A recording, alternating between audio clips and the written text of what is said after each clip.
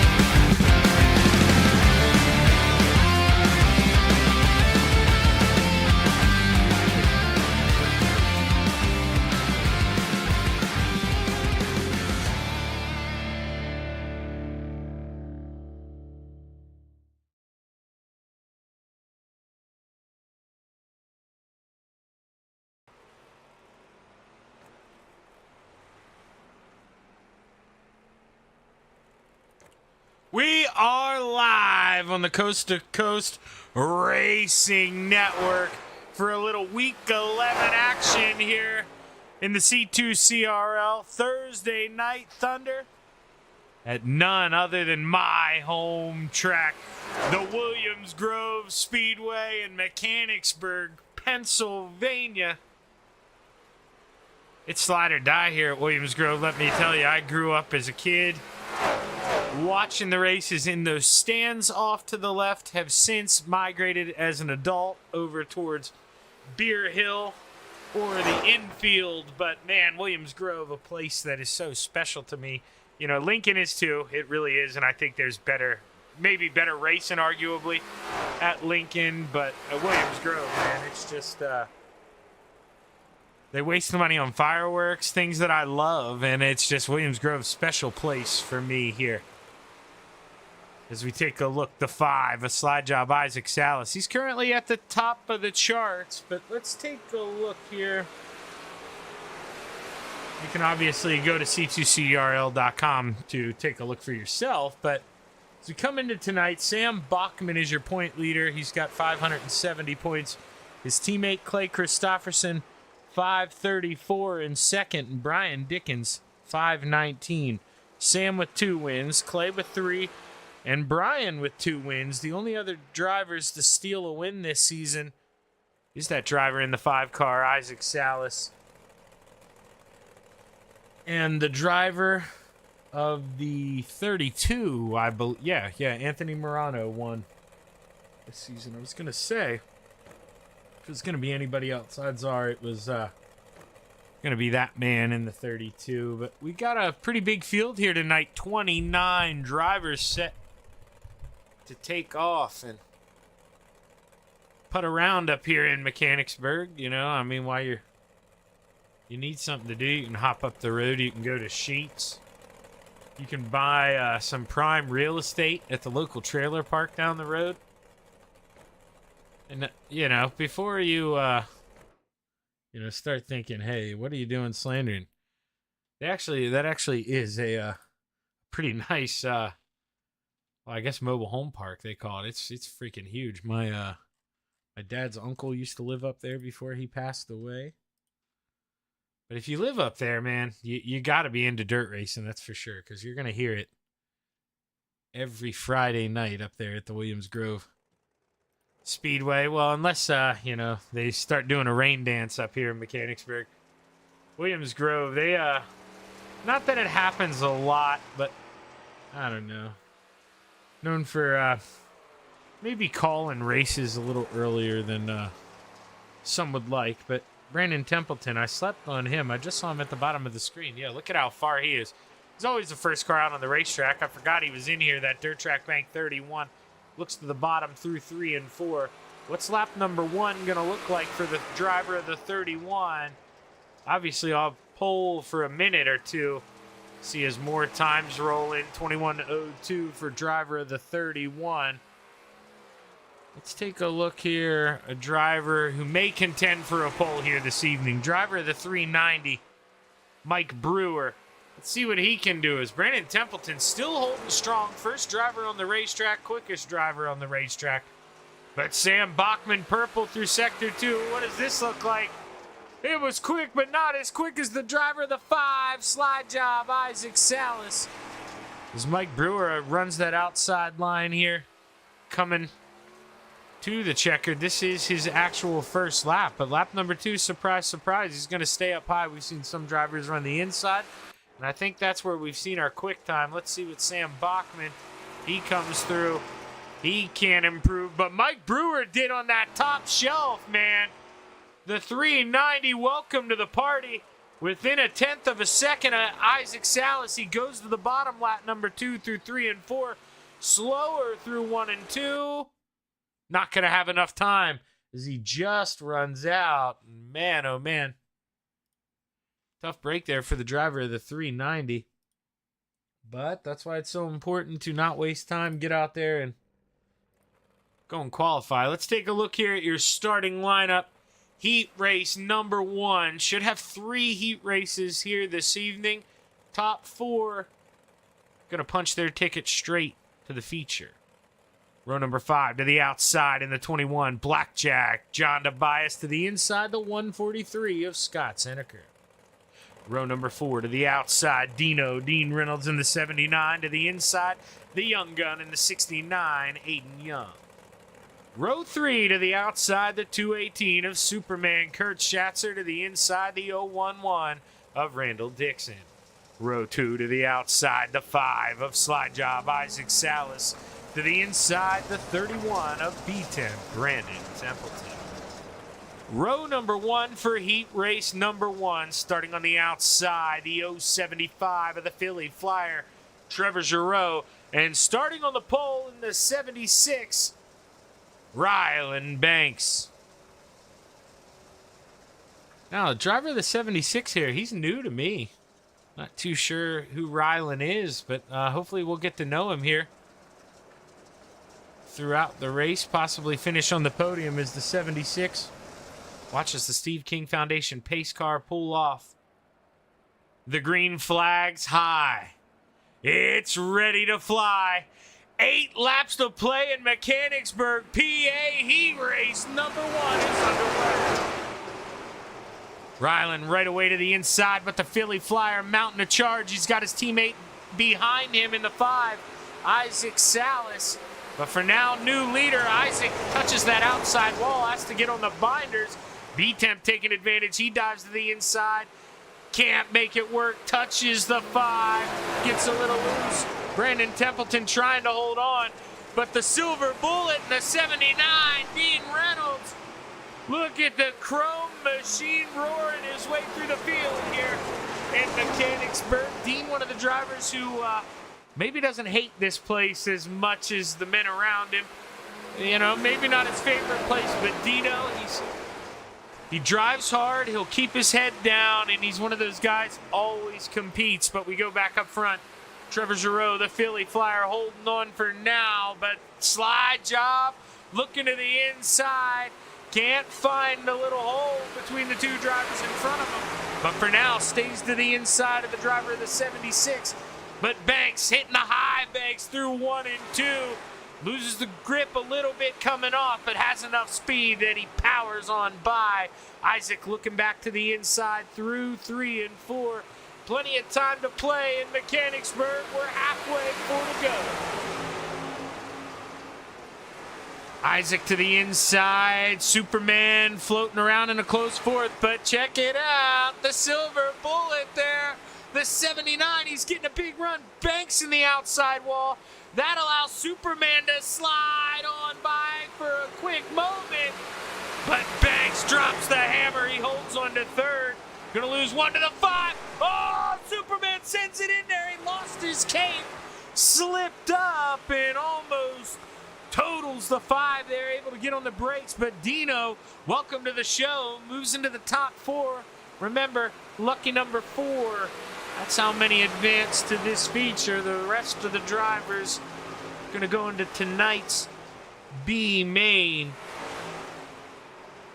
The 75 holding on as we go under the bridge here at Williams Grove. It's a new bridge now.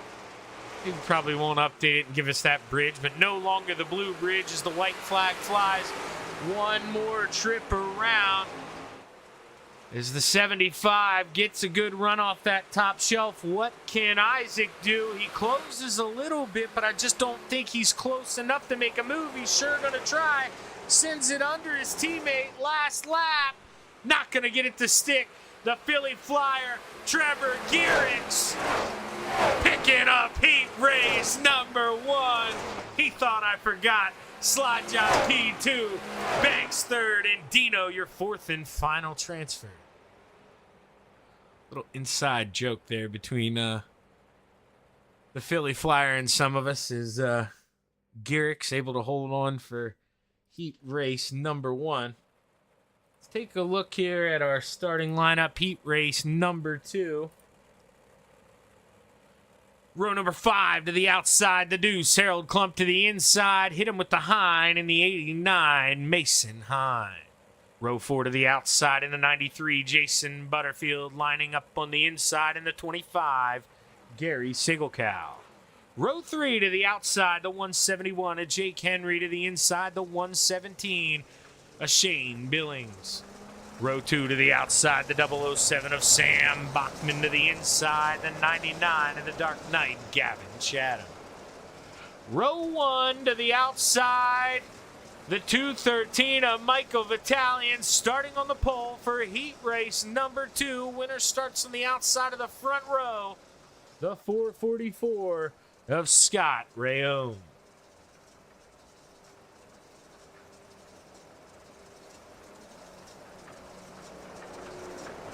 As Scott knows how important this start is, we saw Trevor was able to jump on the outside right away, get a good run, and was really all he needed to set the pace. But the green flag's high. It's ready to fly. 8 to play in Mechanicsburg, PA. Heat race number 2 underway.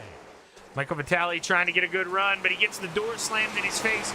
Cuts underneath in the middle, 3 wide as the Dark Knight. He's downstairs. We're having some contact in the back. Gary Sigelkow involved. Hine involved, but Harold Klump rolls on through. But you got to think right now, 4 cars making it to the transfer. We got 5 in this battle up front. Shane Billings doing his best to try to plug away, get himself in that 4th and final transfer spot. But Michael Vitale takes advantage, back to the lead in the 213. Scott Rayome to the high side through 3 and 4, looking to build up momentum, trying to come back at the driver of the 213. Can't waste too much time. Sammy B's behind him. The driver of the 007, Sam Bachman, he's got to get off the throttle. Let's see it break loose a little bit. Now the 213 looking get some clean air on this thing, just drive away, but he hasn't been able to. Scott Rayome showing he's got pace, but right now, Michael doing a good job of floating up, taking the top in the center of the corner. And I told you, here at Williams Grove, it is slide or die. That is just the way it is. I mean, drivers complain about it in real life, too. I mean, unless you can really rotate it and get it to stick down on the inside, which I don't see happening in the early stages of this race here this evening. So, or you can go to the outside. If Michael Vitale left him that little bit of room, and Scott drove it in, Sam to the inside, just like that. He's going to lose 2 spots to 2 FTM drivers, maybe a third, as Gavin Chatham takes a peek, but can't keep up the momentum. Michael slides it up in the middle of 1 and 2. The driver of the 99 keeps it downstairs, and the Dark Knight creeps his way on up into the top 3 here, looking to lock into this feature. The top 4 do that, but right now, the driver of the 117, Shane Billings, he's right there. That's what I was going to say. One mistake from either one of these drivers, and Shane finds himself in the feature. And that's exactly what we see. The 99 taking a look back low, but he's running out of time because Scott Rayome's coming through 3 and 4. And we're about to see that white flag wave. One more trip around this half mile. Scott to the outside. Sam getting a run in the basement through 1 and 2. What does he do through 3 and 4? He's going to whoa it up, back it up, try to get as much speed off exit. As we come to the line, who's it going to be? Give it to Scott Rayome, Sam Buckman, Michael Vitale, and Shane Billings racing his way in. Fortunate contact for Shane in front, and allows him to get to that outside. All he needed was the door opened once, and he's able to pounce. Good job for the driver of the 117 as we take a look here at our starting grid for heat race number 3. The 055, Mr. Wednesday Night to the inside of row 5. Row 4 to the outside, the 7 of Bob DeGood to the inside, the 4 of Greg Parmalee. Row 3 to the outside, putt-putt in the 051, Clay Christopherson. To the inside, the driver of the 513, the Brewerton Beast, Jeff Barker. Row 2 to the outside, the Brew Crew, let us hear it, 390, Mike Brewer. To the inside, the Canadian in the 16, Matt Barber. Row number 1 for your third and final heat race, starting on the outside, driver of the 32, the Ant-Man, Anthony Morano. And starting on the pole, the driver of the 56, Randy Shreves. And I've said it once, I'll say it again. Track position is so important here at the Williams Grove Speedway. And best way to get good track position is, win your heat race. Start up towards the front, stay out of this mess. Have to see what Randy Shreves and Anthony Morano are able to do with their track position as we see him roll off a 4. The green flag's high. It's ready to fly.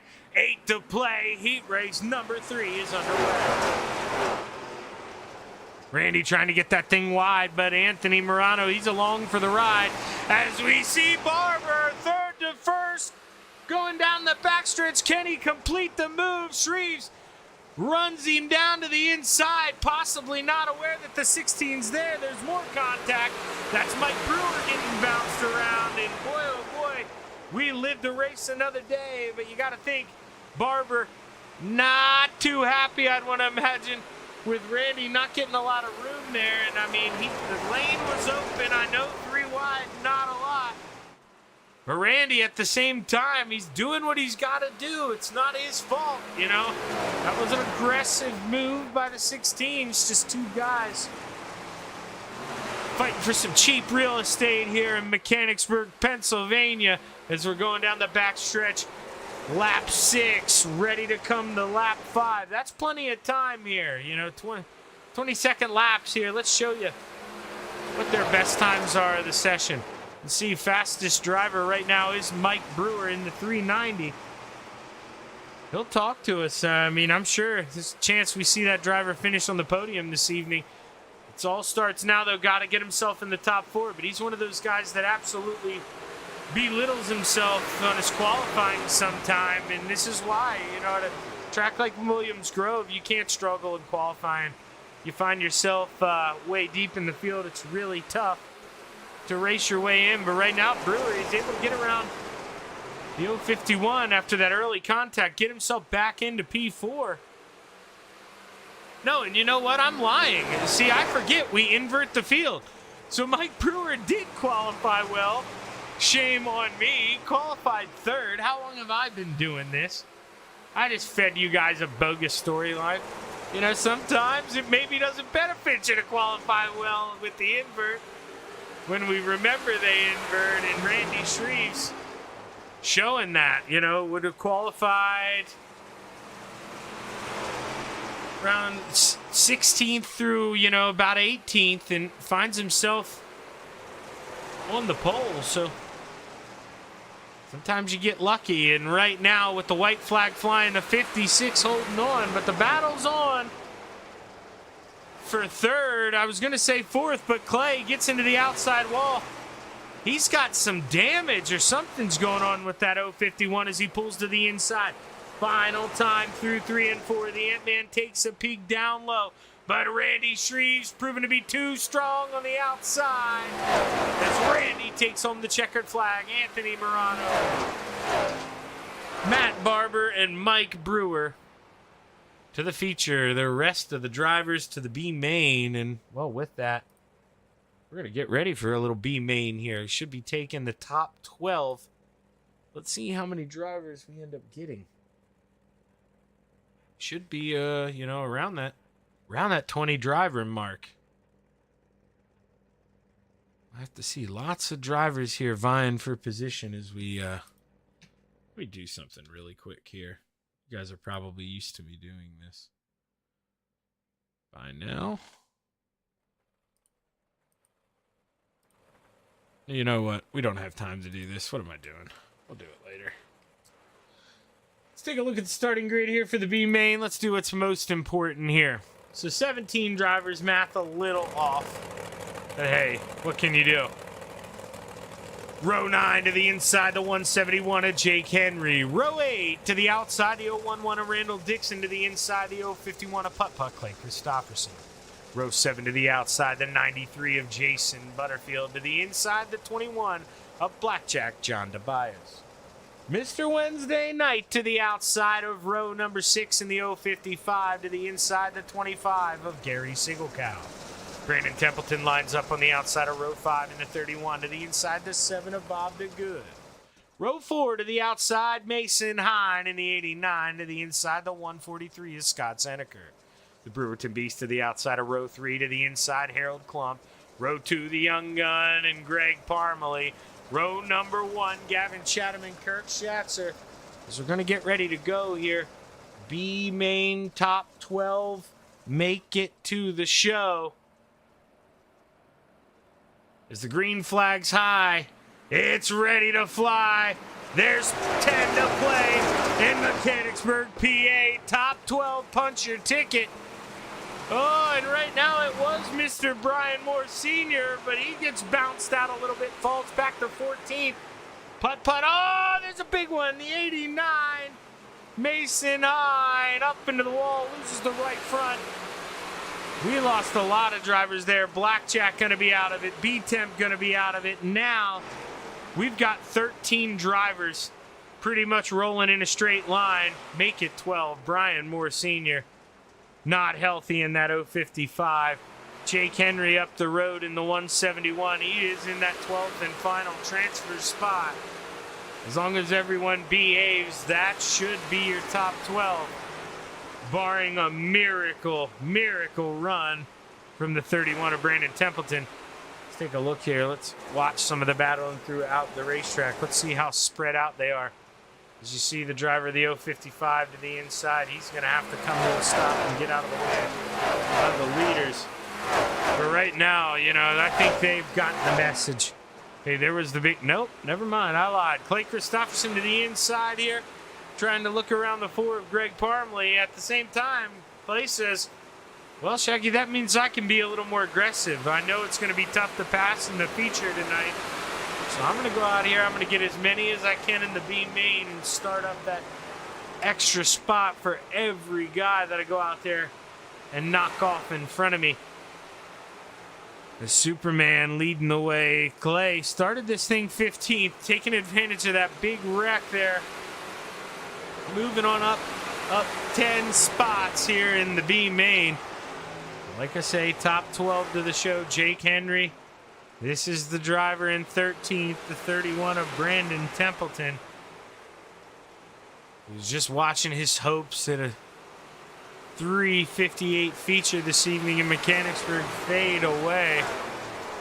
Driving all the way from Iowa to Pennsylvania. Get knocked out of the B main and, you know, nothing of your doing. That's just a tough break.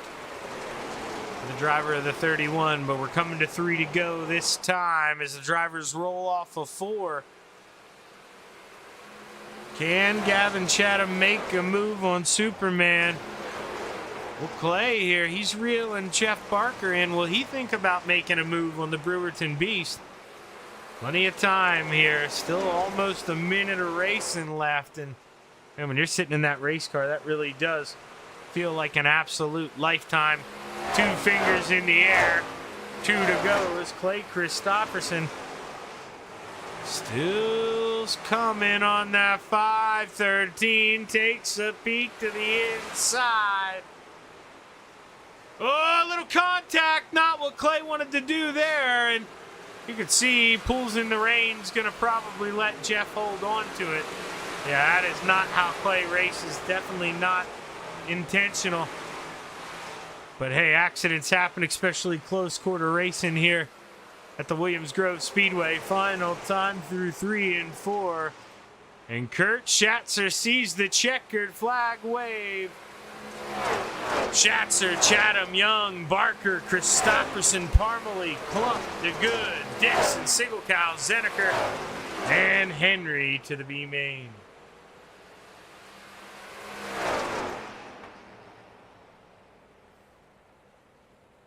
As we take a quick break here on the Coast to Coast Racing Network, we will be right back with your Full Throttle Motorsports Venom Racing 358 Modifieds. Stick around.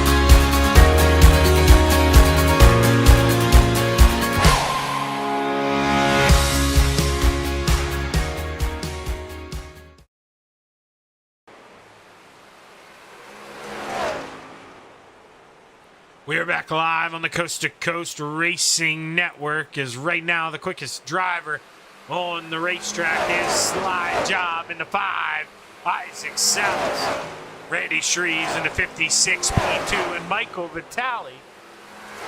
And not the top 3, but a very close lap there to Sammy Bachman. You see, a lot of drivers close. We'll have to see what it looks like come feature time. Only 18 of the 24 drivers went out and put a lap in. Have to see what our starting lineup looks like. Let's take a look here. Drop her down a little more.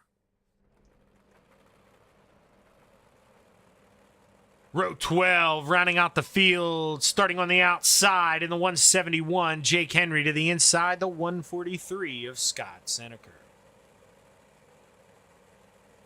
Row 11 to the outside, the 25 of Gary Sigelkow to the inside, the 011 of Randall Dixon.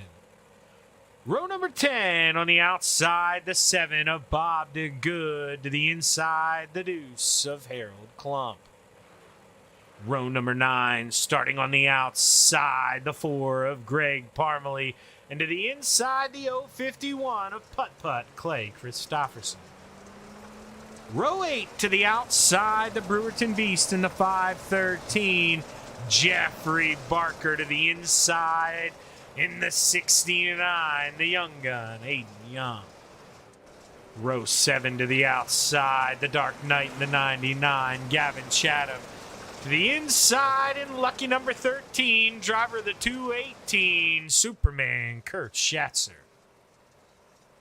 Row 6 to the outside, driver of the 390, Mike Brewer. To the inside, Canadian in the 117, Shane Billings. Dean Reynolds takes that 79 and lines up to the outside of row number 5, to the inside, the 16 of Matt Barber. Row number 4 to the outside, the 213 of Michael Vitale, to the inside, the 76 of Ryland Banks. Row 3 to the outside, the Magic Ant-Man Anthony Morano, to the inside, Sammy Bachman in the 007. Row 2 to the outside, Slide Job, Isaac Salas, to the inside, the 56 of Randy Shreves. Row number 1 for your 358 modified feature at the Williams Grove Speedway, to the outside, the 444 of Scott Rayome. Starting on the pole, the Philly Flyer in the 075, Trevor Gearix, as the green flag's high. It's ready to fly. 30 laps to play in the clay of Williams Grove Speedway. We're underway. The 75, keeping it to the inside, not getting those elbows wide through 1 and 2. Doesn't need to. Big run off the basement downstairs as Randy Shreves in the middle, 3 wide. Sam Bachman's got to woe it down, able to hold it for now. But we're 4 wide at Mechanicsburg. Randy Shreves, he's got to crack the throttle. But Anthony Morano, what a move. Lap 1 here through 3 and 4. The Ant-Man's got himself up 2 spots on the outside of the podium. Looking in is Gearix running the high line through 3 and 4. Got the gears turning in that 75. His teammate looking to jump on, trying to hop into P2. That was your quick minute warm-ups. But the 444 is Scott Rayome. He goes low. He shuts the door. Oh, Isaac gets a good run, though, off the bottom in 2. Taking a peek. What can he do through 3? Thinks about a slide job. Can't finish it off. Scott gets in the outside wall, though. Kills his momentum, and Isaac Salas, welcome to P2. Battle on behind. Sam Bachman was on the bottom, 3 wide there once again as Barber into 16.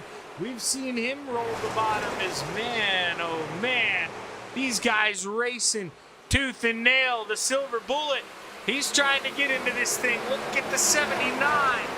Started 10th, currently running 10th. Wanted to let things settle down. That they haven't, but it's time to go, man. We're green flag racing here at Williams Grove. Dino to the inside. Brewer, his teammate, to the outside and a little up the road. Driver of the 76, Rylan Banks. He's trying to get that outside rolling in, and we saw Isaac was having success on the bottom early on. He moved up to the outside once he got around. Now Anthony, he takes a peek to the inside, and maybe Isaac took notice.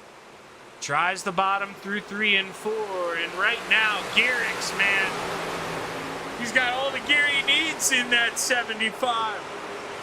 Out front, cruising here. It's like he's got that thing about a mile north, running on, going up 15 north on his way to Harrisburg. I mean, he is just pedal to the metal, driving this thing like he stole it here in Mechanicsburg. Let's go back. Let's take a look here. Our hard charger at the moment. 4 spots. Started 21st up to 17th. The 011 of Randall Dixon trying to find a way around the 99 of Gavin Chatham. Gavin started 14th, falling back to 16th here in the early stages. But Gavin, he's one of those guys who wants the track to age a little bit. He don't like this thing fresh. He likes it a little dirty. That's when the 99 really gets to turning on. As they drive under the bridge here, Isaac Salas taking a peek for the lead. Ken Garrix holding him off. The 75 with a big run into 1 and 2. Isaac, what can he do in the basement here through 1 and 2? He knows he's got to be polite. That's his teammate on the outside, but at the same time, that 32, he's been right on the tail tank since Isaac got around. And if Isaac slows down, makes a mistake, Anthony's going to be right there to pounce. And right now you're maybe seeing that. Anthony thought about going high into 1. Looks low, though. Gets a run center of the corner. He's got a fender to him. He's there. He's there, but he's not there. I mean, if Isaac comes down, you almost got to lift at that point. Not really to the rear tire, but Isaac gives him room. And for now, they race on. Anthony gets a run here. Middle of 1 and 2. What's it look like? He's even with the 5. Isaac fighting him off, but the battle's raging. Right now, we were almost 3 wide through 3 and 4 for the lead. As Trevor, the Philly Flyer, holding on. Anthony Morano, man. He's wondering, what do I gotta do? I am all over this thing. He takes a peek to the inside, but Isaac gonna force him down there, not give him a lot of room. See Anthony just trying to straighten that wheel. Not sure what happened to Isaac there if he got in the outside wall. But Anthony completes the pass, move on over, slide job. Now Anthony gonna look low, and Isaac gonna have to be aggressive here. He knows maybe he's got a quick race car, was a little too polite with his teammate in the 75. May have cost him one, we'll have to see, but as soon as I say that, I mean, Isaac, he's losing touch with the 32. Maybe overdriving this thing, maybe when he got in the outside wall, just lost the handling. Sorry if you heard the Facebook message there. I must have forgot to mute Facebook. That is on me. We are going to close that right now. My apologies.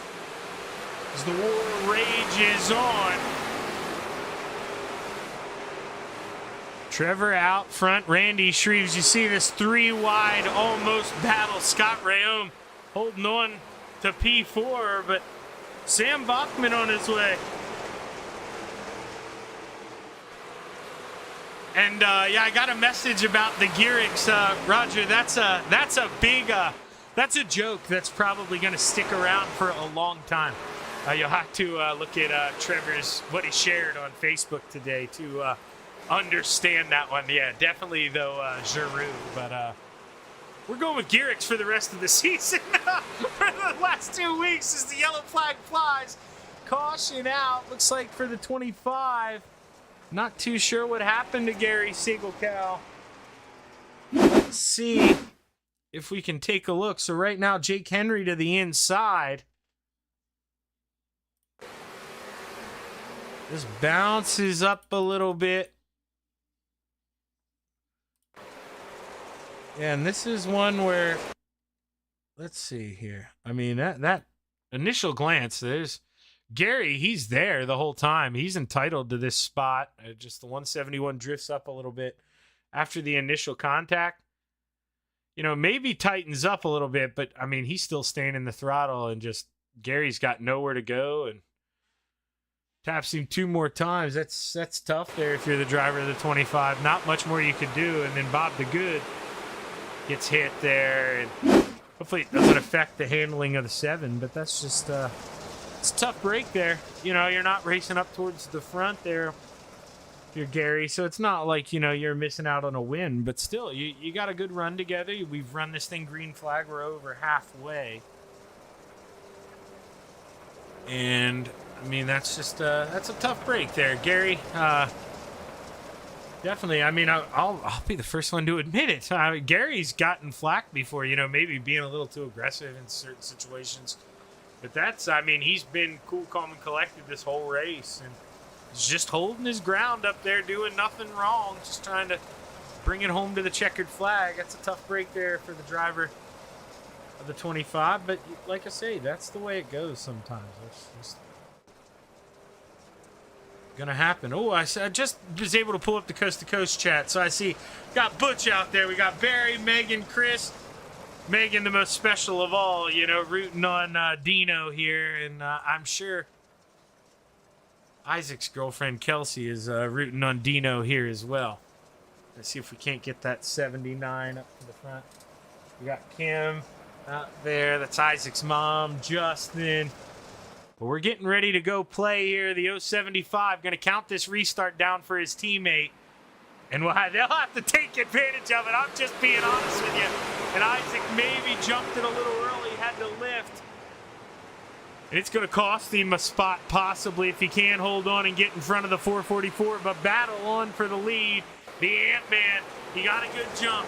He looks to the basement here through 3 and 4. He slides up. He shuts the door. New leaders, one to go. Anthony Morano. Scott Rayome, did he save a little in the tank there? No, I thought he was coming back with a strong run. He's just up there a little too high.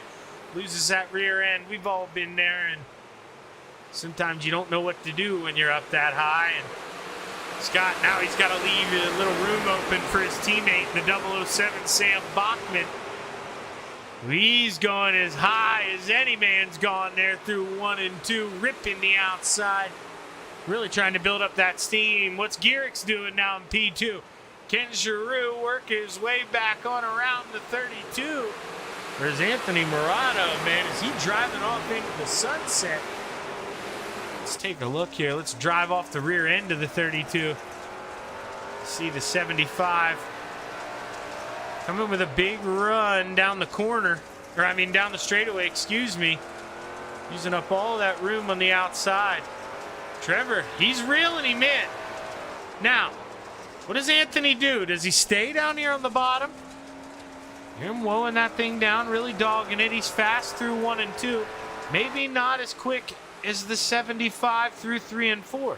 Do we run a combo line? Or, you know, Anthony, it seems like for now, the advantage in 1 and 2 on the bottom is that good for him that he's not willing to let the 75 even try to work to the bottom. Battle for third. Sam Bachman throws a slide job. Isaac Salas back to the inside. We still got 8 laps to go. Plenty of time here as the gloves are off. Isaac slide job back. Sam Bachman crossing back under, coming out of 4. Give it to the 007 at the line. Welcome to the podium.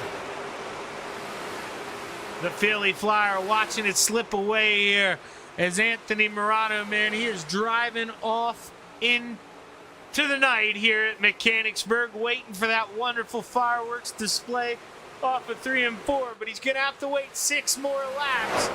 Plenty of things can happen. We could have a caution.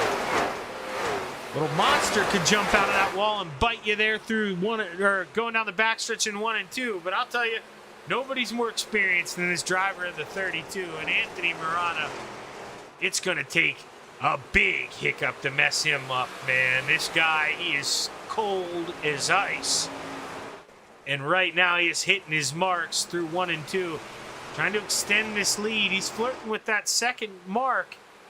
at certain points on the racetrack as Scott Rayome is trying to find a way to join his teammate there in the 007 and getting around the 5 of Isaac Salas.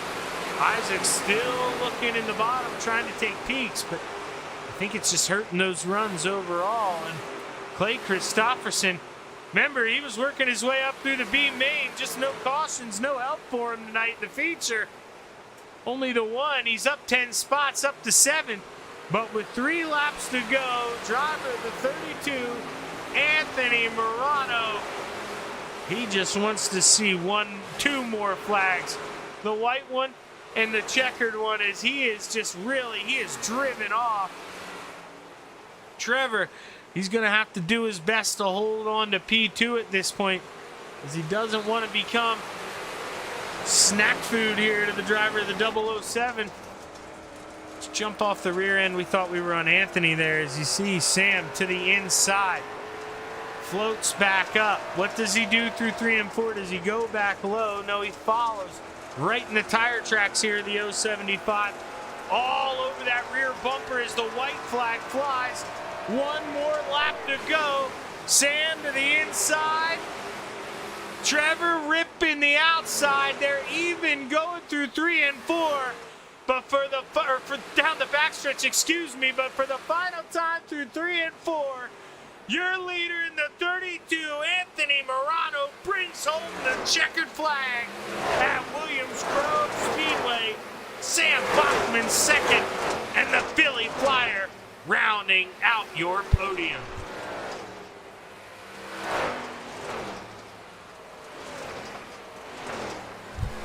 Had to take a quick drink of water there, as man, oh man, it got exciting. Isaac Salas 4th, Clay Christopherson rounding out the top 5. But the Ant-Man, Anthony Morano, does it again. Driver of the Full Throttle Motorsports 32. Let's see if we can't get a driver of the 32. He stunts on him a little bit. Had a good run and able to work his way to the inside on a restart under the driver of the 075, who led so much of the way but lost P2 on the final lap through 3 and 4 to the 007 of Sam Bachman. We'll have to see what the Philly Flyer has to say as we'll pull him up here. Mr. Garrick's bringing home a podium, maybe not where you wanted to be, but at the end of the day, man, Williams Grove, it's a tough technical racetrack, and to finish on the podium, you got to be pretty happy with that. Yeah, 100%. I mean, to come out here at a track that's probably my worst track. I don't hate the place, but it's just I just haven't figured it out yet. So to come out here and lead half the race and come home with a top 3, we'll definitely take it at this place. That's for sure. Yeah, I mean, I was a little surprised. He didn't really have much momentum, I didn't think, for that slider, but that pass for the lead, Anthony Morano, did it catch you by surprise? Because it sure as heck caught me by surprise. I didn't think he'd be able to throw that.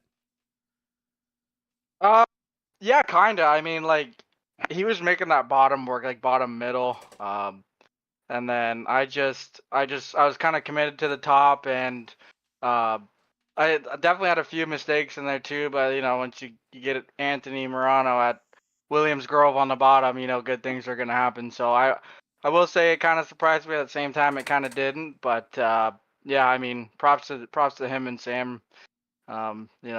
2 really good drivers, and like I said, you put Anthony here on the bottom at Williams Grove. It's he's kind of a cheat code. Yeah, well, I mean, you are too. I'll just let everybody in on some information. Well, that's why I've been calling Giroux Garrix here. He shared a video, and, today Trevor and Anthony both said in the same post on my comment that they aren't any good at this place, blah, blah, blah. Well, you 2 of you, you take 2 spots on the podium. So I don't want to hear that crap anymore, man. You guys are quick no matter what you're in, no matter where you're at. It's really impressive the talent you guys have. But hell of a job, Trevor. And man, hopefully I'm talking to you after this big block race here. But you know the drill, man. Before you get out of here, you got some sponsors you want to thank. Yeah, man. I I appreciate the kind words. It's nice to hear those things. Spent a lot of time on this sim, been at it for a while, so to see the hard work and all the practice paying off, it's nice. But It's the truth, man. I yeah, get a front row seat. Really impressive. The FTM guys and you and Isaac for sure. I'm not to down any of your other teammates, but you guys, the show you guys put on all the time. It's a lot of fun to watch. That's why I do it. I love it, man. Thank you. We really appreciate that stuff, and especially coming from you, man. We love you, but yeah, I just gotta thank all the guys at Venom here. I mean, I guess I could say wish he had a better run. Fourth is pretty poop for Isaac, like. But yeah, I think he had some damage there. So yeah, he was probably in contention for a win too if that wasn't gonna. If I that didn't figured that but, happened, yeah, because he got in the outside wall. I didn't get the best view of it when Anthony got around, and man, the way that thing slowed down, I said he probably damaged that thing. That makes a lot of sense now. I'm glad you verified that for me, because yeah, it did not look the same after he got in the wall in 3 and 4. Yeah, he said his wheel was at 2 o'clock down the straight, so he had himself a handful there. But either way, good run to him. Good run to Anthony and Sam. As everyone knows, two good friends there. All them guys at FTM, we all get along. So good runs to them guys. Shout out to Big Tim Race Wraps for the wrap here. Dean Reynolds with the Super Dirt Car Series. Lambton Diesel Specialist, RSN Trackside. You Shaggy for the broadcast. I love watching this stuff back, and you do a great job. So thanks to you, thanks everyone at C2C for putting this stuff on. It's glad to be back after that after Speed Weeks. I wish I could have been a part of that, but either way, glad to be back, and yeah, thanks for everyone who comes on board. Looking forward to the next one. Well, hey, man, I even forgot to mention this. I mean, Full Throttle Motorsports and Venom, you guys take the podium in the series you sponsor, so hell of a job. Well earned, and like I say, man, hopefully I'm talking to you again here after the next one. Go get him. Thank you, brother. Appreciate it. It's the driver of the 075, Trevor Giroux, and now we bring up the man who stole P2 at the line, cracking the whip. Sammy, boy, that thing was quick at the end. Maybe in a late race caution, you think you could have done anything with that 32? Because, man, oh man, he was in his own zone once he got the clean air. I think maybe if there was probably like 10 more laps, I could have maybe figured out a little better line and maybe caught him. But other than that, I mean, he was hitting that bottom pretty good or whatever. And every time we're here, Anthony's pretty hard to beat especially on the fixed setup. Yeah, man, and you were doing it the exact opposite way, and we're getting a good view of it here. You're half a lane higher up than Isaac through 1 and 2. How were you having so much success? I mean, dude, when I go here Friday nights and watch the shows, if you go that high, man, you're in trouble. But somehow, dude, you're finding grip up there, man. You're making it work. How do you do it? I just noticed Williams Grove likes it a little harder sent in, so I just send it in pretty hard and burp the throttle a little bit until it just digs and go. Now, when we unveil here the next series, you can run a big block. There's no chance anybody comes out at Williams Grove in a small block, is there? No, I don't think anybody will. If they do, I don't know. You probably won't qualify. Well, Sam, don't accidentally pick the small block then for your sake. I want to see you up here on the podium again, man. You're the point leader for a reason. Another podium.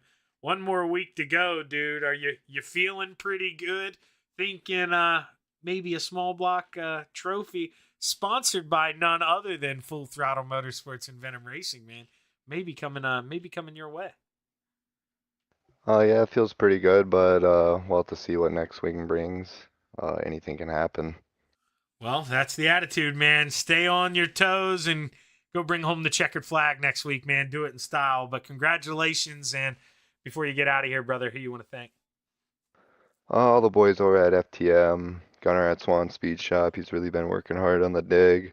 Dean over at Super Dirt Car Series, Expert Installation, Shaggy, obviously, you for doing the broadcasting, and Coast to Coast. Well, hey, great run, man. Hopefully I'm talking to you again here in about an hour or so. Good luck, brother. Thank you. Sam Bachman bringing it home P2. And now the driver who apparently is no good at Williams Grove, according to the comments I was reading this afternoon, lied to all of us, brings home the checkered flag, man, in style. You only had 16 green flag laps there to close out, maybe if even, and you win by a second and a half, dude. How'd that thing feel tonight? Man, I love Williams Grove. I was just screwing around with Trevor there. Scotty always says how he hates a place and he always runs good, and Williams Grove is one of my favorite tracks here. It's technical, it's long, and it's got tight corners, so it's it's kind of like a little bit different version of Oswego. So I like that track too, and usually do pretty good. So just get down on the bottom, let the car do what the car does, and just be patient and work your way forward. Yeah, now, sitting here feeding me it's one thing, but when you're in the car and actually showing the patience, we know how hard it is to do, man. And when you're there in third place, I could see the pace of the car. I talked about it, but you just didn't really have a room, I mean, Isaac was running so close to Trevor there for so long that, you just had to bide your time. And when you're that much quicker, I mean, not that you were way leagues above them, but you clearly were quick. How hard is it to just rein it in and not try to go get them both in one corner? Because, man, you were really holding back.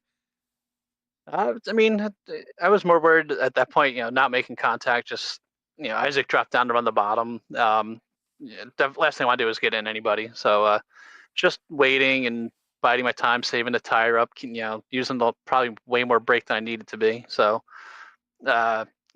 just patience is a big thing, especially when you're running a track like Williams Grove or Oswego or something like that, where if you're running the bottom, you got to use a lot of brake because you're carrying so much speed down the straightaway. So, I was just, just pretty much just sitting there riding around waiting. And I know Isaac well enough where I know he'd much rather be up on the cushion than down by the wall. Me and him make jokes about it all the time. So I was just waiting. I knew eventually he would move up. So, I mean, that's all I had to do, really, was just wait. Yeah, I mean, that's one thing that I love coming here on Friday nights, dude. You talk about drivers using brakes. I mean, you just see those things glow here, and I can't absolutely wait. I hope iRacing someday gives that to us, so it'll rat you guys out a little bit and maybe help some of the other drivers who, Anthony, not throwing anybody under the bus here, but you've been back through the pack, maybe overdriving this thing a little too hard and just not really focused on the exit speed. I mean, because that's how you're bringing these things home, right? Yeah, I mean, keeping the car straight and being able to get a good launch out of the corner. You can go into a corner as fast as you want. It's just going to kill you coming out. So I'd rather just try to go in slower and just extend the straightaway before I have to try to do something stupid. And you go into these corners too hard, you're going to kill yourself, if not everybody else around you. So, especially here, you go in too low or you get that inside wall, anyone around you is just dead in the water because it's just like watching bowling pins go flying. Well, I'm trying to cheat here and look at these standings because I always forget that we do drop weeks. Not me in the 358s. Hey, no, because we do 2 drop weeks, right, this season, or are we only doing the 1? If we're doing 2, you're dropping a 25 and a 28, and you're almost now Sam. All right, Sam's gonna have me covered no matter what I do. Yeah, never mind. Sam wins. Okay, Sam's gonna win the points here because he's dropping a 51 and a 60s. Okay, so I'll drop that angle, but hey, at least you took the checkered flag from him tonight. Yep, made him finish behind you. So as we go in here, I'm gonna ask you the same question. There's no chance anybody comes out in a small block, right, Anthony? Nah, I wouldn't. Well, if not here, not me. Yeah, if none of the FTM guys are willing to do it. Too long of a straightaway here. I have to agree. But Anthony, congratulations, man. Coming into my hometown track, bringing home the checkers. Congratulations. Who you want to thank? I got to thank my wife, Sherry, the boys at FTM, Dean with Superhero Car, Logan at High Mom Lens, Swan Speed Shop, DJ Sim Shop, Expert Installation, Castaway Flagstone, MDI TV, griphack.com, Bowman's Designs or Vertex or whatever they are now. I know he just rebranded. Give a shout out to DJ. He's a bit under the weather there with the little one at home, and say hi to Megan just because I can. And thanks Venom and FTM for sponsoring the division. Shaggy, you for doing the broadcast. And I'm going to coast to coast. Hell of a job, Anthony, man. Hopefully I'm talking to you again after this big block. And do me a favor, when you get into that next one, if they want to start it while I'm on commercial, Tell them to go ahead. I'll be there paying attention, and I'll cut the commercial. So I don't want them to wait too long tonight. Alrighty, will do. All right, good run, Anthony. Congratulations. Thank you, sir.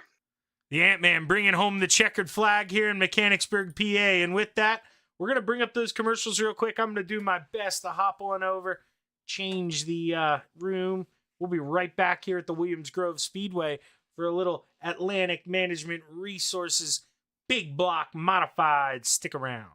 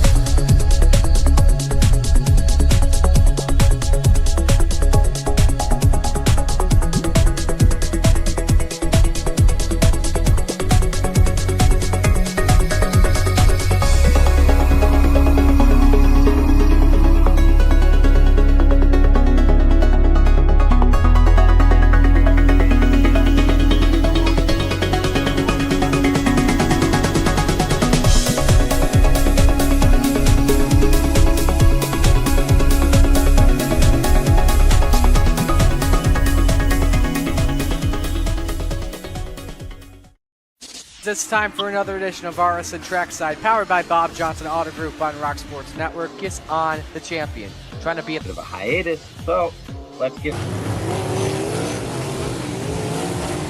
Tonight we'll be talking about it.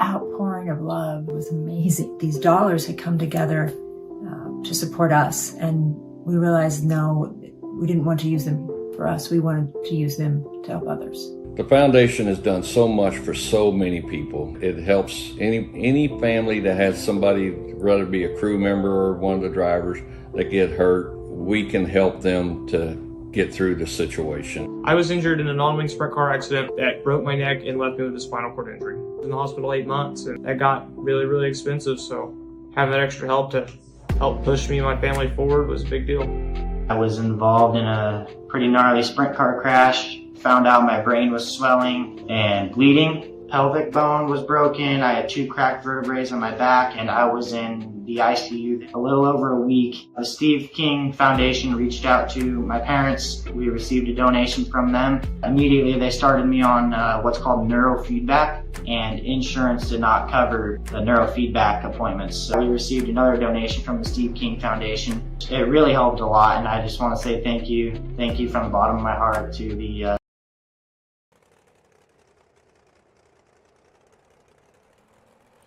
We are back live on the Coast to Coast Racing Network as drivers set out on track for qualifying. Let's find the 31 of B-Temp, Brandon Templeton. Going to be the first driver out on the racetrack here. Let's see what the 31 does here. Going to look low through 1 and 2. Lots of grip still down there. Brandon Templeton storms under the bridge. We're on the outside through 3 and 4. Maybe didn't like the way he drove 1 and 2. Wants to have all that speed for a good lap number 2. You see, you're going to re-hit it down low once again. Is he going to like it this time? Brandon Templeton. We'll go back to the inside here. Oh, man! He almost hits the wall there on corner entry. What does this look like now for the 31? He was purple sector 1. Still quicker through 2. Move Brandon Templeton up to P2 as let's hear it. The 390 comes across the checkered flag, finishes his qualifying effort. Mike Brewer, welcome to the pole for now.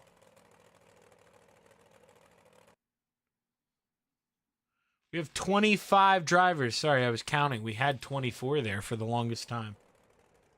Then we got one more. Now the driver, the 99, Gavin Chatham.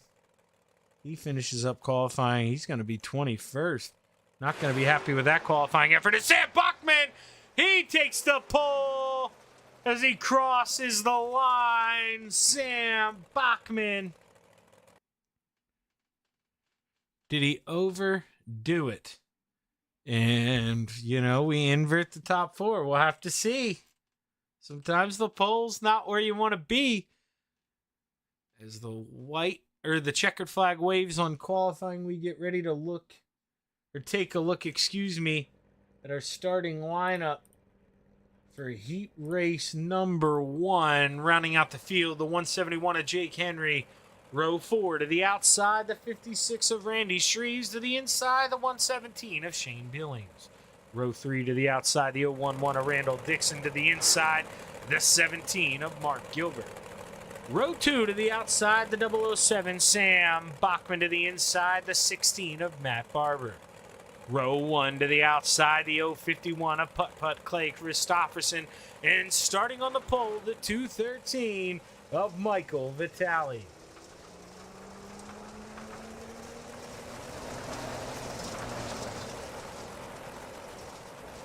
Michael Vitale set to lead the field off here, heat race number 1. I've said it so many times here tonight, track position now. Clay Christopherson was able to still somehow drive himself up into the top 5 in the small block modifieds after starting 15th, but it wasn't easy. I'm sure he much rather would have started in the top 5 and tried to work on the lead. So you definitely want to put yourself on the right foot here. You don't want to set yourself off on the right or on the wrong track as we roll out of 4. The green flag's high. It's ready to fly. 8 laps to play in your Atlantic Management Resources Big Block Modified race number 1. Winner will start on the pole for tonight's feature. Michael Vitale using up all that grip down low. Floats up, coming down the backstretch. And he's your leader in the 213. But Putt trying to do the exact opposite. Bore that thing around the outside. Hammered down. He's able to hold on to P2 as Barber. He tries to float up, shut the door on the 007, but Sammy hammered down. Bachman drives around. And, James Bond gets into the wall opening. Around and around the 007. Welcome to the B main as he's going to round out your field of 13 drivers.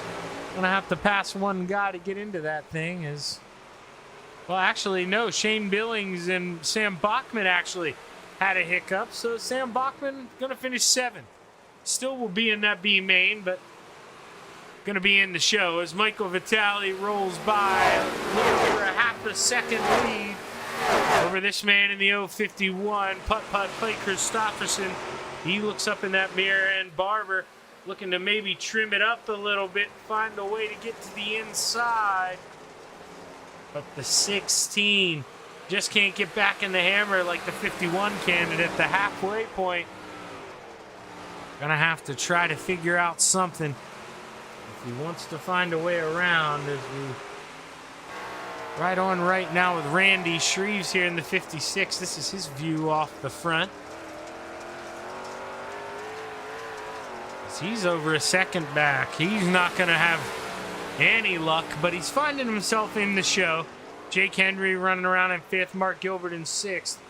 Sam Bachman pulls back out on that racetrack to make sure nobody else pulls out and passes him, sets him many further back in the B main starting spot. With 2 fingers in the air, 2 more trips around here in heat race number 1. Michael Vitale seeing the lead dwindle a little bit, but not a lot. Still at that half-second mark, and just don't know if Putt-Putt's going to be able to find a way around. He's going to have to make a Herculean move here with the white flag in the air.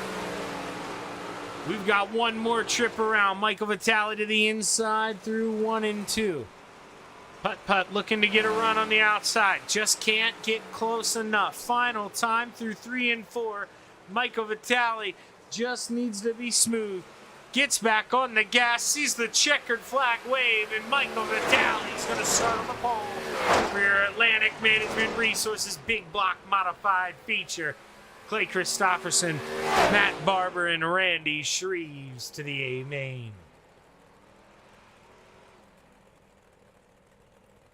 Let's take a look here at our starting grid. Heat race number 2. 8 drivers. Row number 4 to the outside, the 99 of Gavin Chatham to the inside, the 7 of Bob DeGood. Row 3 to the outside, the 4 of Greg Parmalee to the inside, the 513 of the Brewerton Beast, Jeff Barker. Row 2 to the outside in the 390, let us hear it, Brew Crew Mike Brewer. To the inside, in the 444, Scott Rayone. Row 1 for heat race number 2 here at Williams Grove. Starting on the outside in the 075, Trevor Gearix. And starting on the pole in the 79, Dino Dean Reynolds. We got a Gearix and Reynolds front row here.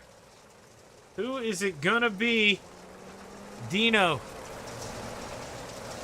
Really looking to bring one home here. You know, not that he struggles at Williams Grove, but a lot of people, you know, this just isn't their favorite place. Not everybody can be the Ant-Man. I just absolutely adore running at this place. It's grown on me because, as you know, hometown track. So I do kind of like it. I've learned this place, and I felt like I had advantages on it when it had come out, and felt the same at Lincoln. Now, obviously, everyone's better than me again. Back to normal, but this is a place, like Anthony said, if you just slow that car down, find the inside, it'll treat you right. But heat race number 2 set to be underway. 8 to play in the clay at Williams Grove Speedway.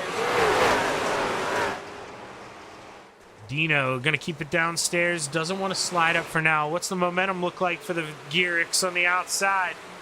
The Philly Flyer, he's able to suck up to the back of that 079, or that 79, But the Brew Crew, man, Mike Brewer, he's on the outside. He's able to get around Scott Rayone. Remember, Brewer qualified 2nd. That's why I had to start 4th with the invert. But now he's looking to the inside. He's able to get around the 075. Can't go up and shut the door. Trevor's still there. Dino, the meat and the sandwich. What happens coming off a 3? Give it to Brewer at the line. He's liking what he has downstairs through 1 and 2. Maybe overdrove it that time a little bit. Nope, I'm We're 3 wide for the lead. Holy crap at Williams Grove. Hold on, pull the belts tight. Dino slide job. He goes upstairs. Garrix to the middle. He finds himself the meat in the sandwich. And Brewer, oh, he bounces around a little bit. He loses it. Garrix to the front. Brewer holds on to third, but Dino says, Shaggy, hold your horses.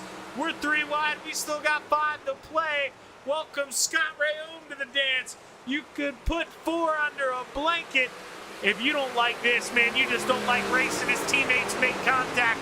Brewer gets into the 444 of Scott Rayome, and that allows the front 2 to drive off. Scott Rayome broken right front. Good night. He's got to put it in the trailer. Gonna have to run this B main here as we're coming down. 3 laps to go as we're coming off of turn 4. 10 Dean Reynolds. Find a way to get that black 79 around the Philly Flyer. There's Garrix too quick right now.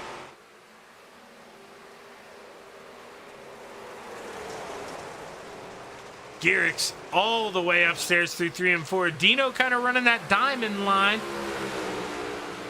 Dino just not having the luck that he'd hoped to. We're 2 to go as we go under the bridge. We're going to stay on board with Dino through 3 and 4.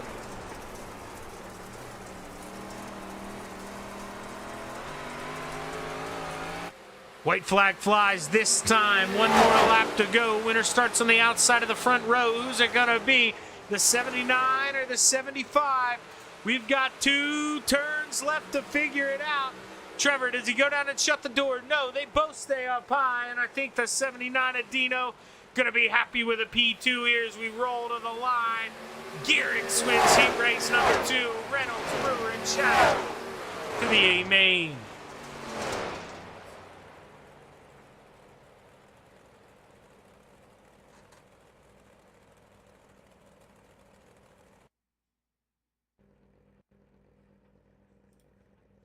I clicked the wrong button. My apologies there. There is our starting lineup for heat race number 3. Let's take a look at the starting order for the 3rd and final heat race. Row number 4 to the outside, slide job, Isaac Salas. To the inside, Blackjack and the 21, John DeBias. Row 3 to the top shelf, the deuce of Harold Klump. To the inside, the 93 of Butters, Jason Butterfield. Row 2 to the outside, the 31 of B-Temp Brandon Templeton. To the inside, the 055 of Mr. Wednesday Night, Brian Moore Sr. Row number 1 to the outside, the 69 of the Young Gun, Aiden Young. To the inside, the 32 of the Ant-Man, Anthony Morano. No call for Isaac Salas. Probably not here, hence the no qualifying effort as well. Not too sure. We could cheat and look really quick. Yeah, Isaac Salas, grayed out there. Not here. Not going to be racing.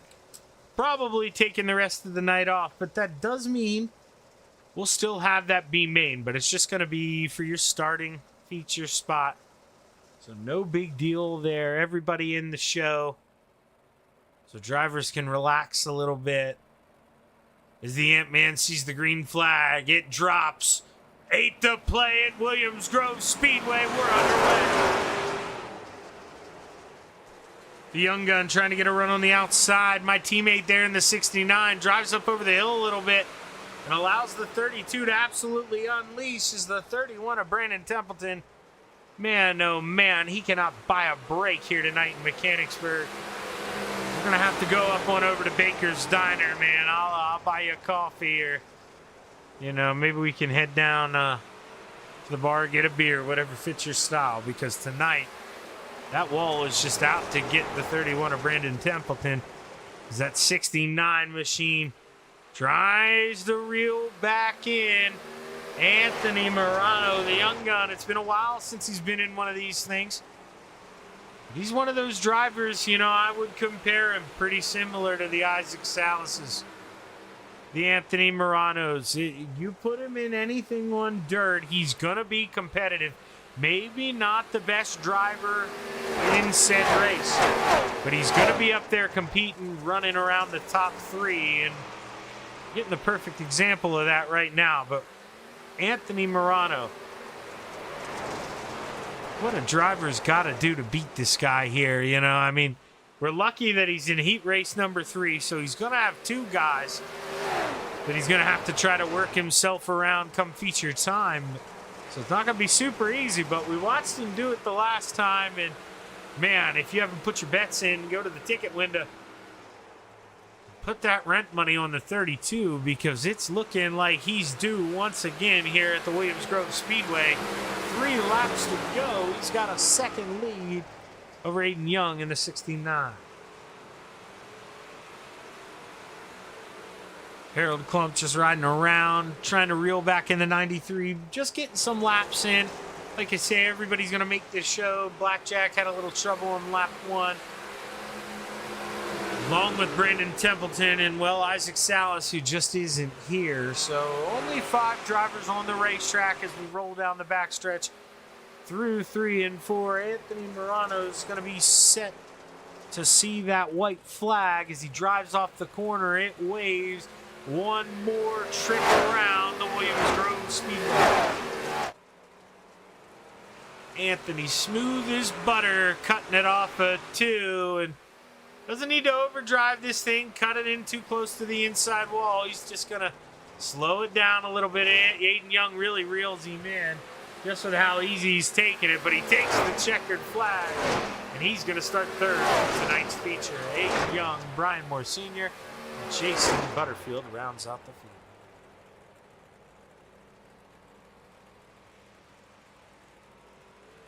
As we should have a B main here. Yeah, like I said, this B main should be popping up. Now, take a look here, starting lineup. So we're not going to have slide job Isaac Salas, so let's just cut him off. Let's move Randall Dixon to the outside of row 6. To the inside, the 444 is Scott Rayone. Row 5 to the outside, the 117 is Shane Billings. To the inside, the 31 of B-Tim, Brandon Templeton. Row 4 to the outside, the 7 of Bob DeGood. To the inside, the 007 of Sammy Bachman. Row 3 to the outside, Blackjack John DeBias. To the inside, the 4 of Greg Parmel. Row number 2 to the outside, the 17 of Mark Gilbert. To the inside, the deuce of Harold Klump. Row number 1 for your B main at Williams Grove. To the outside, the Brewerton Beast, Jeff Barker. On the pole, the 117 of Jake Henry. Remember, everybody making it here. 12 drivers on the racetrack, 12 to the show. So I hope everything's good with the 5 of Isaac Salas. And, well, at the same time, Isaac, man, you registered and made me go through a B main. So curse you. At the same time, as the green flag's high, it's ready to fly. 10 laps to set the grid for tonight's feature.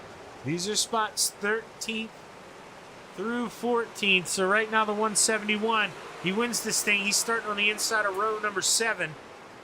You don't want to go out here. You don't want to make any enemies. That is for certain. You want to go out here and just try to learn the track a little bit. Maybe figure out a new line or two. And really, you know, not try to upset thy neighbor here is hop off the back of the 513, the Brewerton Beast, Jeff Barker. I'm going to on warm-ups. I'm going to drag my small block modified file over here to the big blocks because you'd think I would save those cameras. But I don't. I'm forgetful. I don't. I only have them saved on the small block, so I don't have that normal bumper camera that I like with this. But coming down the front stretch here, lap number 7 laps to go, excuse me. Mark Gilbert inching closer to your leader in the 171. Gilbert started 3rd, driven his way up to 2nd. Sam Bachman started 7th up to 4th, but the big mover Randall Dixon, he started 13th, well, technically 12th, so up 5 spots still up to P7, so still a pretty good run all in all there for the 011. And Scott Rayone, not too sure what happened to him and Greg Parmalee, but they are both off the racetrack as well. You know what? Let's figure it out. Got nothing but time. They're running a B main. Let's figure out what happened to these guys. B main where everyone's in it, so let's see. Looks like John got loose there. Comes down in front of the 4. Scott Rayone involved heavy contact. At this point, was it already damaged? Yeah, it was. Car wouldn't really turn. Louis went up the racetrack. He's just going to pull it off, get out of the way. And well, that brings us to 2 cars down. Is Mark Gilbert. If he wants to win, that front pack wants to stay that way, they better get going. Brandon Templeton just ran the fastest lap of the race here in that 31. He's doing it on the low side. He's inching his way closer lap after lap here at Williams Grove. I have to see, can he make a run here? He's on the bottom 3 wide. Sam Bachman. Oh, Nelly. He just gets enough to stay in it. He's going to have to get to the outside of Mark Gilbert. He knows that he's got to make it stick. If not, you're just messing around, and Brandon Templeton's going to find a way around. Not able to do it this time, and V-Temp to the inside, 2 to go. We're 3 wide once again through 1 and 2. Mark Gilbert gets a big run. He looks on the outside of Jake Henry. He gets in the outside wall.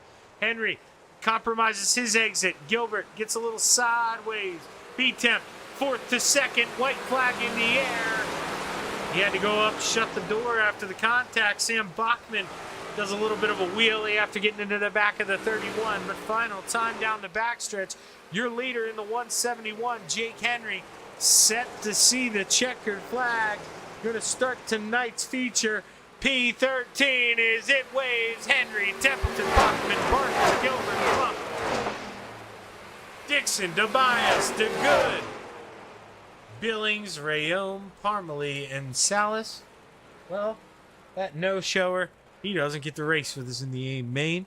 We're going to take a short break here, and we'll be right back with your AMR Big Block Modified feature. Stick around.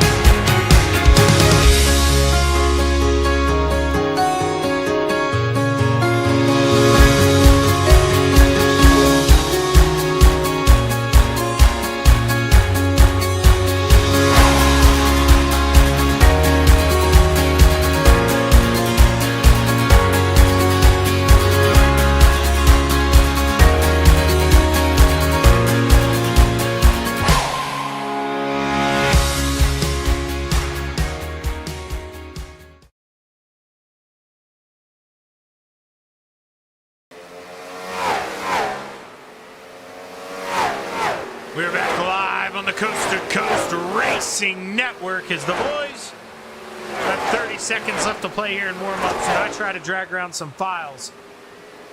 So listen to the motors here at Williams Grove.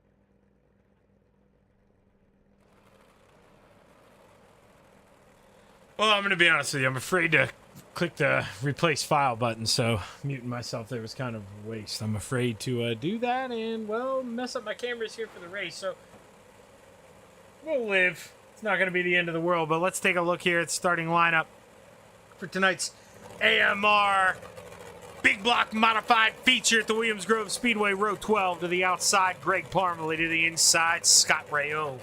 Row 11 on the outside, Shane Billings to the inside, Bob DeGood.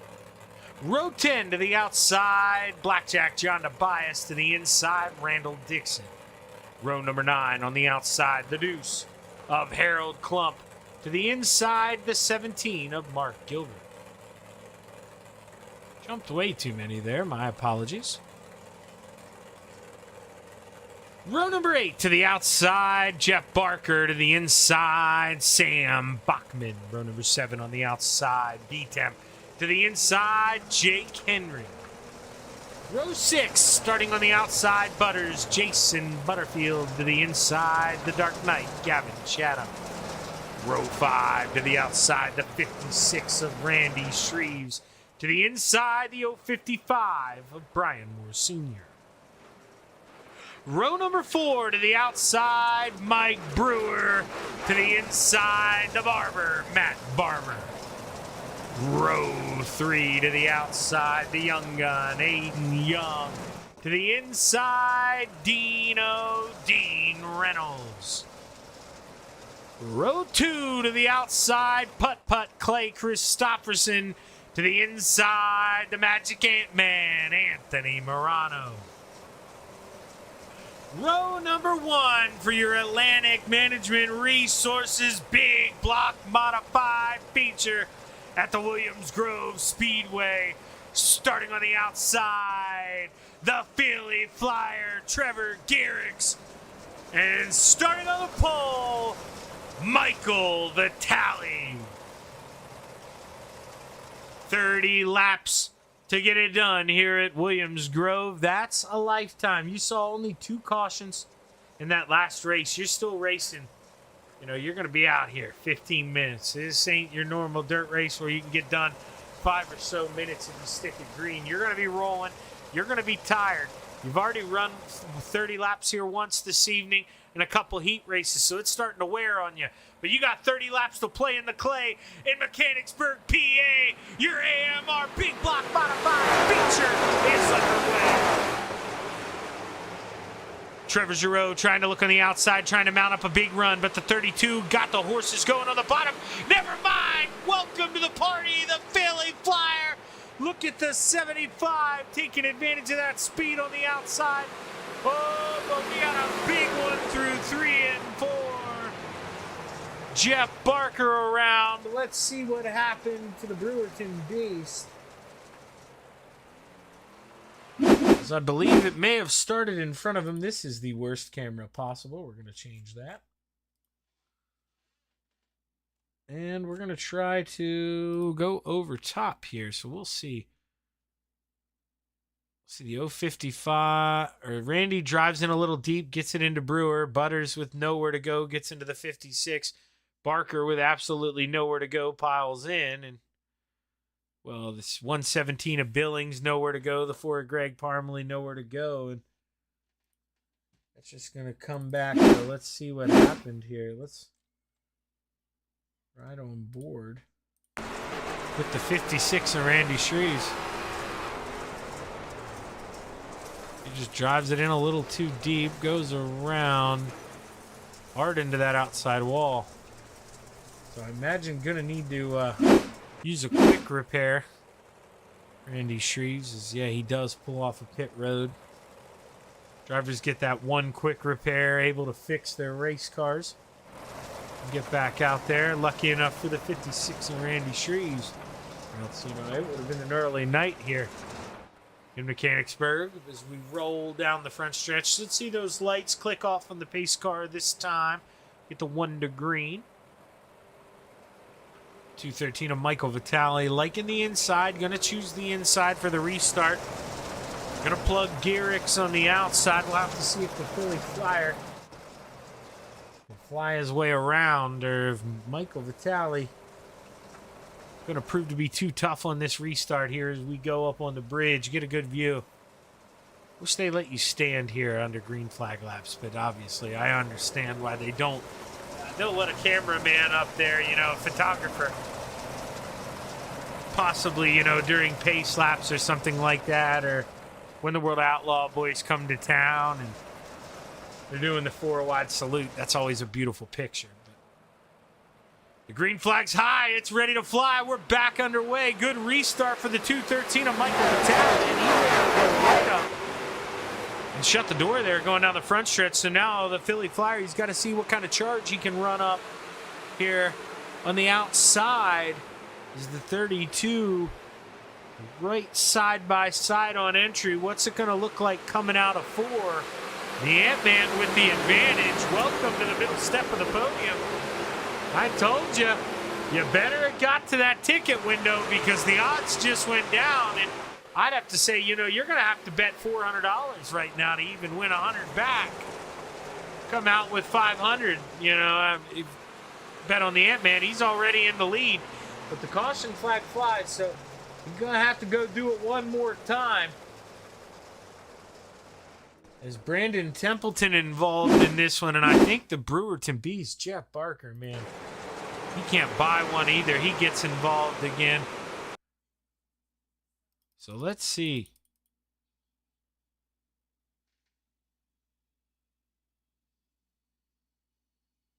I want to pause this here, and I want to go to the Chapman Racing drone camera. Now, obviously, Brian, you know, he slips up in the middle of the corner, and he does want to come down. But at this point, I mean, Brandon, he's right there. But, Brian, he's got the wheel turned to the right. You can see he's not trying to run him down anymore. But I think after the contact, just wasn't allowed enough room. And see Templeton hard into that outside wall. Then right front tire goes flying. Jeff Barker, man, he was involved. This was in front of the whole field. Actually, this may be the perfect time for this camera.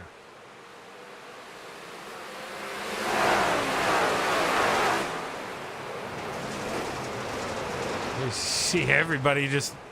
That was a sea of cars behind, and they really had to blow up to make it through safe. But Anthony Morano, ready to see those lights go off on the pace car, man. He's ready to go get it. He had just made a pass for the lead, but couldn't hold it coming to the line because the caution flag flew. I have no idea. That's... Sorry, I got speechless. I just happened to glance over at the TV. I could have swore I turned that thing off and somehow Titanic's on, and, you know... Maybe a big guy, but Celine Dion song. You know, I love me some Celine Dion. That's one thing. Not one thing, you know, there are a bunch of things we appreciate you for, but Canada, thank you for Celine Dion.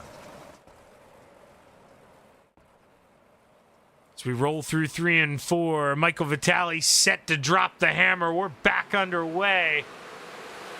Lap 4. We've already had 2 quick ones. The green flag run's coming here at Williams Grove. Almost 3 wide. The Philly Flyer, he gets into the 051. Dino, he gets run down the track. Nowhere to go. He's going to lose 3-4 spots. Mike Brewer, one of the ones able to take advantage of 390. Up to P6, Anthony Morano. Welcome back to the lead at Williams Grove.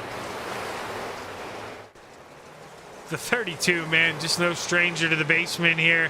Finds the grip where others don't, and absolutely roaring his way here to the front. Take a look, Aiden Young started 6th, running 4th.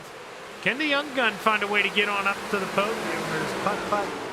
Michael Vitale just going to prove to be a little bit too much as the 051 looking to the inside here, coming off at 2. Is he going to find a way to get it to work? Give the run to the 213 right now up top where you want to be, but are you possibly burning up that rubber a little too much? We're seeing the 69 yaw that thing out there, especially coming off a 4 at the top of our screen. And I just don't know if you want to beat the tires up that much this early. I like what Brewer's doing. Really like what Anthony Morano's doing all by himself out front. But here comes Dean Reynolds trying to recover some of those spots he lost as the caution flag waves one more time. Mark Gilbert involved in the accident, I believe. Let's see. Well, there's already something going on there. So Bob DeGood gets into...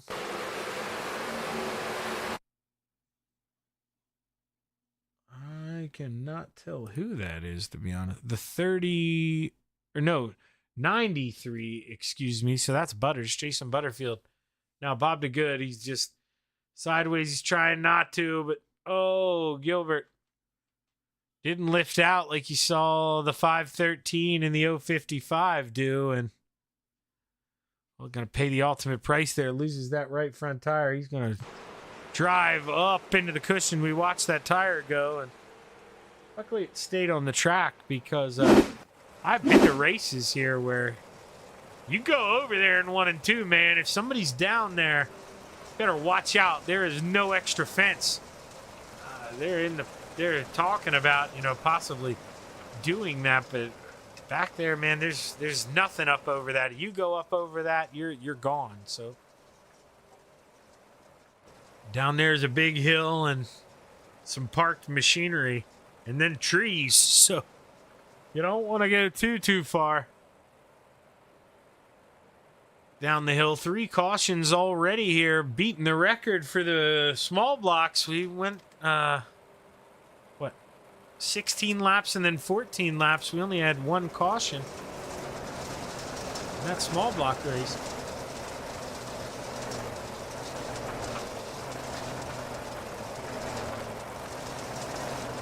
Take another drink of water here, man.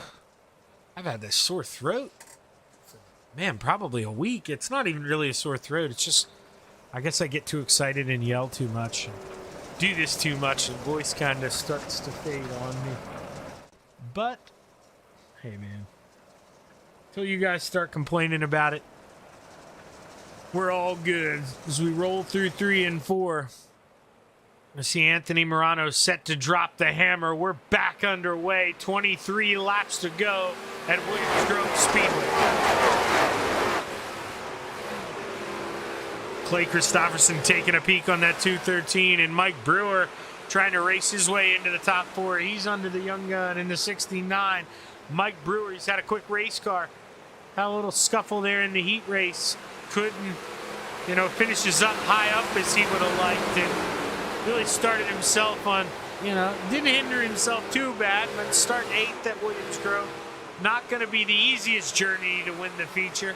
But if anybody can do it, the driver of this 39, Mike Brewer, is going to be the one to try to do that. Is the 051 a putt-putt, Clay Christopherson, trying to reel in his teammate there in the 32, Anthony Morano. But Anthony, at the place he knows oh so well, is just dominating here in Mechanicsburg. Anthony Morano got it up to over a second now, coming to the line. Boy, oh boy, Aiden Young not going away. I kind of thought he'd relinquish that spot to the 39 of Brewer, but Brewer not able to get on by. Aiden Young doing his damnedest to try to park that 69 on the podium here this evening. As we're 10 laps in the books, lap 19 is underway. Ooh, couldn't tell what happened there. It looked like somebody's car was smoking. There was some type of smoke going into the corner. I'm not sure if maybe drivers made some contact. As Aiden Young gets a good run, he's got to lift out of the throttle. He was going to run over the back of the 213. Maybe Clay gets down into the inside wall. I couldn't really tell what happened there. No, okay, that's just smoke. Never mind, that's just dirt. Looking like the color of smoke as the drivers are driving off in there. I thought maybe there was some contact, maybe getting a little rubbing somewhere. But Dino, welcome to the top 5. He tries to race his way back around his teammate. He says, Mike, I know we're teammates, brother, but you got around me when I got bounced out down into the middle. I was trying to race smart early. I didn't want to wreck this 79. And now that I'm here, It's time to play. We still not halfway as we're coming to lap 16. Anthony Morano, 2.5 lead over Putt Putt. He's got about a half a second, almost second gap over the 2:13 of Michael Vitale. When he looks down to the inside coming down the backstretch, he's going to get away from the young gun in the 69, Aiden Young. What's he going to do here? He looks on the bottom through 3 and 4. Got to try to woe it down, find the grip. What's he going to do? Not going to be there at the line. And Michael Vitale, does he go down and shut the door? No, he's going to leave him room. Anthony, Clay, Michael, there's your top 3. As the battle rages on, Dean to the outside looking to take over P4 from the young gun. Can Aiden Young find a way to muster up strength on the bottom? We see Anthony and Putt Putt do it oh so well down there, but it is tricky. Aiden just overdriving entry a little bit. You got to keep that left rear on the tack. You got to keep it out of the shine. And right now, the front 2, they're absolutely shining and doing just that. But Michael Vitale, man, he takes a look behind, and Dean Reynolds up to 4th. Can he make it a full throttle motorsports top 3 here in your AMR Big Block Modified feature? Vitale to the outside, holding strong. That's where Dino's had his success. So Dino's going to have to figure something out here. Going to have to maybe big send into 3 possibly. It won't be this time. It's not close enough. I just don't know if a slide job through 1 and 2 is where you want to do it. I think you're going to have a little bit more luck in 3. You can see drivers, that wall on the entry to 3, it sketches you out a little bit more. When you run the outside, normally not as aggressive. Here, you see, you got all that room. It flattens out a little bit up at the top even, so you got a little bit of a runoff. You don't want to be up there, but if you need to be up there, you can. And I think that's why Dino, maybe we see that slider in 3 and 4. When maybe Michael backs it down a little bit. But we're 2/3 of the way in, 10 to go. Here comes Anthony Morano, 2.5 seconds back the road, Putt Putt, and then the rest of the field here.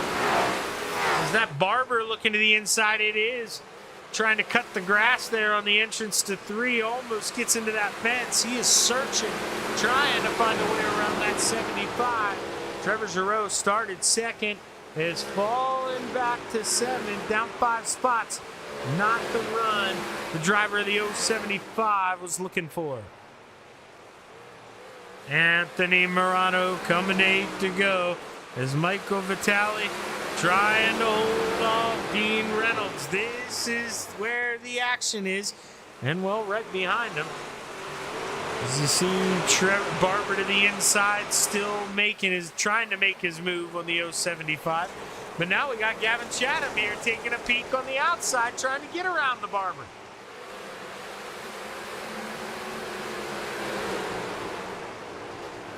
Mike Brewer taking that 39 to the bottom. You got to go where they ain't.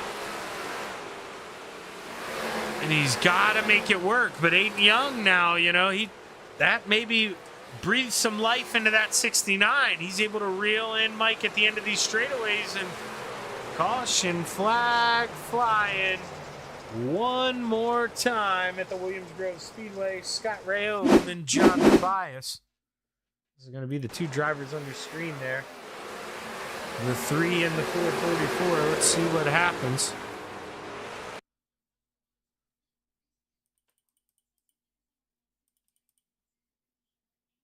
So John blinks out a little bit here, and that may have, thrown Scott off. You see Johnny disappears. Scott's thinking maybe he can send it in a little bit, but then there he goes. He's back. He'd clipped that inside wall. He tries to get it around, but makes a little contact there with the 21. Caution flag flies at the Williams Grove Speedway, and he gets that thing around.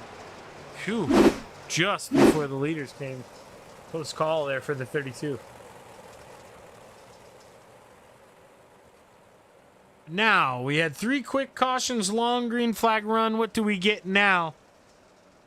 So we're getting ready to come back to the green flag. Lights are still on the pace car, so should do 1 more parade lap here, and then we'll get going. But there'll be 6 laps to go Dean Reynolds hoping maybe get a friendly countdown from the driver of the 32. He can jump on this hammer, maybe take a peek to the inside of Michael Vitale coming to the start and finish. He's going to need some help to join his buddies there on the podium and make it a Full Throttle Motorsports 1, 2, 3. Anthony Morano, that 32 machine. Clay Christopherson in the 51, and Michael Vitale. Remember, Michael won heat race number 1. Started on the pole.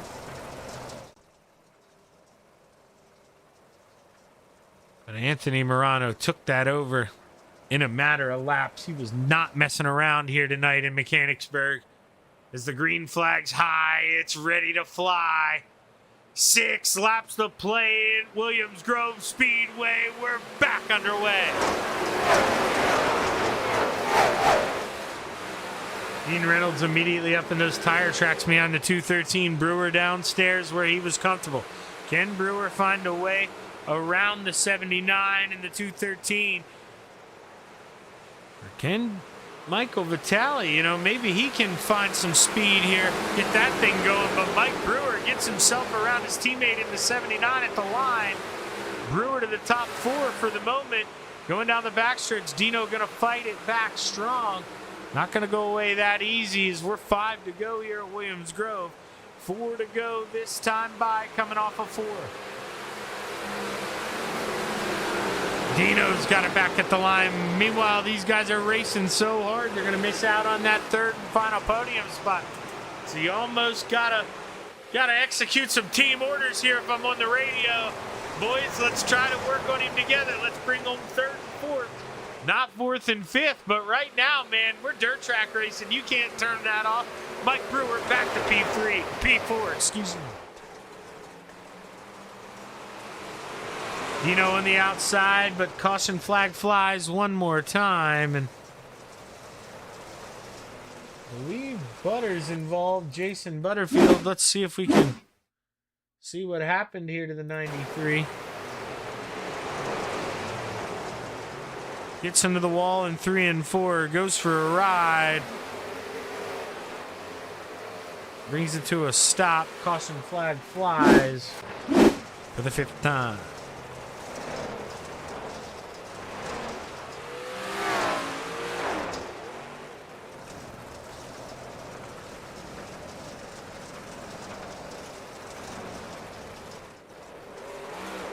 Anthony Morano, man, he's probably just ready to get this thing over with. Get up there and talk to me. It's coming up on 10 to 9 here, so I know their late model session will start before too long. So we're going to have to make these interviews really, really quick here. So no offense to, your favorite drivers or anything like that. I won't be cutting them off short on purpose.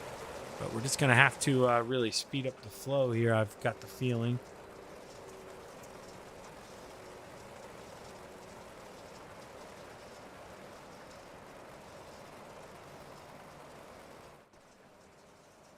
Lights are still on the Steve King Foundation pace car. When we come back to green, we'll have a green-white checkered. Natural one, so it shouldn't waste an attempt at it, I don't believe.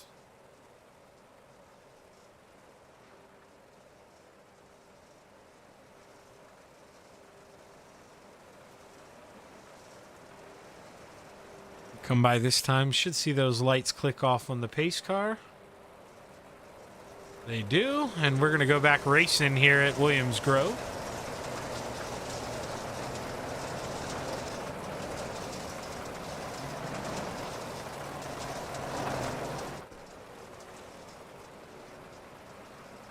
Ant-Man Anthony Morano has a little over a mile here till he can bring home his 2nd checkered flag of the evening, going for the Williams Grove sweep. We'll have one more race after this. The Pro Late Models, Travis Piercefield, will be bringing you that broadcast here this evening. We roll through 3 and 4. The green flag's high. It's ready to fly. We're back underway. Green white checkered at the Williams Grove Speedway. Anthony with a good jump, battling for third. Mike Brewer to the inside, trying to get under that 213. He's able to pull even going into 3 and 4. And now you got to think battle on. Brewer's been doing it well on the bottom. He hooks it up, moved the 39 onto the podium. I can hear the Brew crew all the way up here as FTM holding down 1, 2, 3, white flag in the air. Brewer trying to find a way around that 051, but we've got our eyes on the 32. Final time through 3 and 4. Anthony Morano, welcome back to victory lane here in Mechanicsburg, PA. Clay Christopherson, Mike Brewer round out the podium. Dino gets an FTM top 4, and Michael Vitale holds on for the top 5.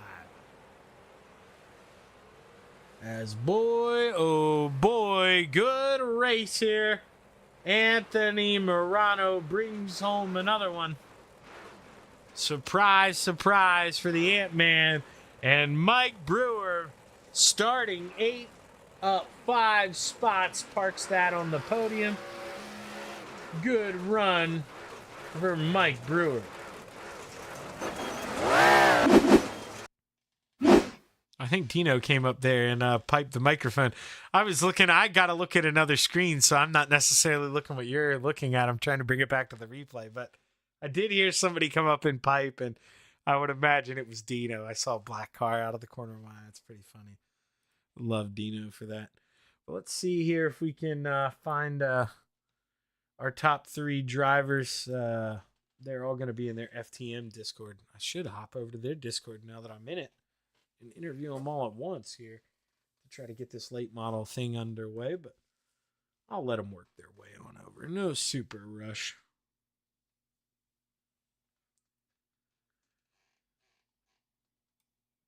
As we'll pull up the driver here, finished third. Driver of the 390, Mike Brewer, man.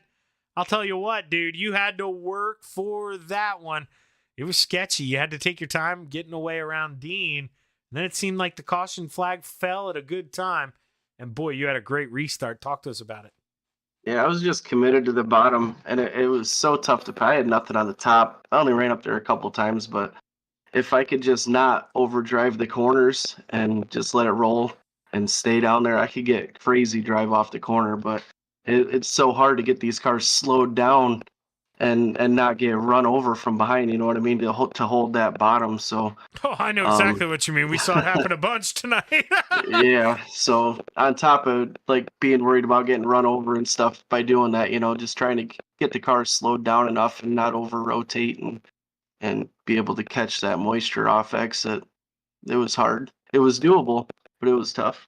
Now, obviously, Mike, you know, this isn't a slight at you by any means, so please don't take it that way. But with the way we've seen Anthony just master the bottom here, you know, being his teammate, do you ask him for any advice? Because, dude, I mean, there are a few tracks where certain guys dominate.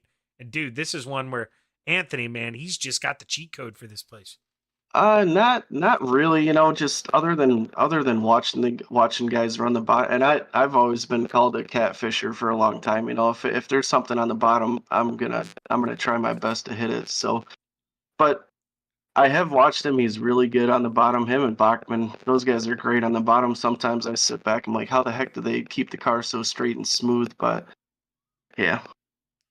Well, hey man, you know, I hate to cut these short, but I know they got that late model race going going here soon. So, Mike, congratulations on the third place, man. Who you want to thank? FTM top 4, really, with Dino bringing home 4th. So, awesome showing for the team.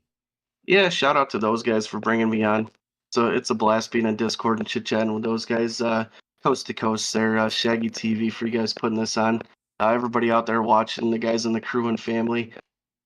Expert Installation and Dino there's Super Dirt Car and Swan Speed Shop. My wife for letting me do it. That's right, man. The most important one saved for last. Congratulations, Mike. Hopefully I talk to you again soon, brother. Yes, sir. Take care.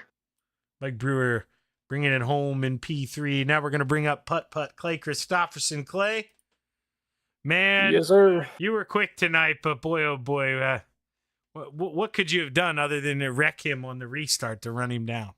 Oh, I needed a tighter car. That thing was way too loose for me. And the gearing, that's not my driving style, so I was trying to learn as we go, and man, did she spin on the straightaways. Now, using brake here to run the inside, are we hooking up the right front, or are we using that to rotate? Okay, so we're using that to rotate the car a little? Tighten it up? Okay. Yeah, it was a sparkler. Coming into 1. 3 and 4 wasn't too bad, but coming into 1, it was a sparkler down there. Dude, I told Anthony that after his interview. That's the one thing, man, if you ever come up here, I go to races here on Friday night pretty often. But, dude, you see the brakes glow here. I absolutely love it. They're hard on the brakes, and when iRacing adds that, dude, it's going to be so cool. I hope it comes soon. But, Clay, we got the late model race coming up, so I don't mean to cut these short. Hell of a job, man. Good P2. Top 4 for the team. That's a hell of a showing, man. Who you want to thank? You guys for putting this on, all the boys at FTM and Swan Speed Shop for 358 and big block sets. Hey, good run, Clay. Hopefully I'm talking to you Sunday, man. Good luck. Sounds good. Thank you. Clay Christopherson bringing it home P2. And now we bring up the winner, the Ant-Man, Anthony Morano. Anthony, you could have waited a little bit. You go up there and you take it over that quick. I mean, you tried to get it the lap before, but a caution flag stole it from you coming to the line. But, man, quick work. You were up there like nothing, dude. You talked to us about you love this place, but, man, that much domination twice in one night, how do you do it? Slow roll at the bottom. That's pretty much all I do here.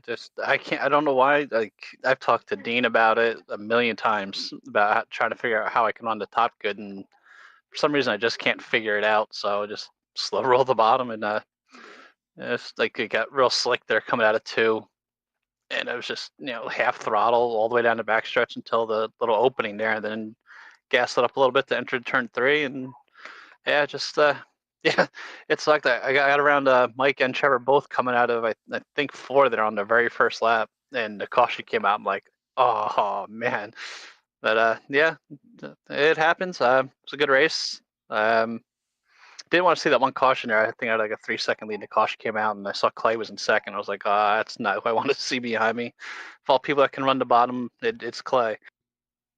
Yeah, and that's what I was actually going to ask you. Clay complained a little bit about the race car being loose on the bottom tonight. Obviously fixed setup. How are you manipulating that car around? She was definitely loose, much looser than I remember in recent history for a fixed setup here. I was just trying to actually let the car drift up a little bit more in the middle than I usually do, and try to cut back down and get as much grip as I could to avoid it, but it's definitely a little tail happy there for some reason. Now, I kind of understand what you're saying there, but just let everybody else know. So you mean on entry, you're just going to float it up, not steer it in as much, right? And let it drive up to the center of the corner. That way you're not whipping the tail end out and, hurting yourself even more. Let the car roll, just keep it straight, keep the right rear in line with the right front, so you're not scrubbing the tire and heating it up and hurting it any, then steering back down the track to get down near the fences on the exits. Yeah, that damn Cars movie, man, threw everybody off thinking, sideways is fast. But the smart guys know, man, you back that thing down, you keep it as straight as you can, and that's where the speed's at. And Anthony, dude, you've absolutely mastered it, man. You've taught me a lot just sitting up here in the booth watching. So I know the other guys around you are definitely picking up a lot more than you realize. And well, hopefully they're getting in that 32s league, because at Williams Grove, man, you dominate this place. Hell of a run tonight. Who you want to thank? I think my wife Sherry, the boys over here at FTM, Super Dirt Car, High Mob Lens, Swan Speed Shop, DJ Sim Shop, Expert Installation, Castleberry Flagstone, MDI TV, GripPack.com, AMR for sponsoring the league, Shaggy for doing the broadcast here, and everyone at Coast to Coast. Well, hey, hell of a run, Anthony. I'm going to try to register for this late model thing, so I'm going to bring Travis up here, but good run, man. Thanks a lot, buddy. And that's going to do it here for the Atlantic Management Resources Big Block Modifieds. And, well, I'm going to bring up the man who's going to give you the rest of the show, Travis Piercefield. Travis, you excited for these late models? Of course, late models at Williams Grove to end another Thursday night that you and Anthony Morano have been winning so far. So it should be another fun finish to our Thursday here. Yeah, man, Anthony, dude, he's dominated this place. But we're going to take a quick break here. I'm going to throw up the video, mute our sounds. Travis and I are going to do the switch. Stick around for your pro late models. Don't go anywhere.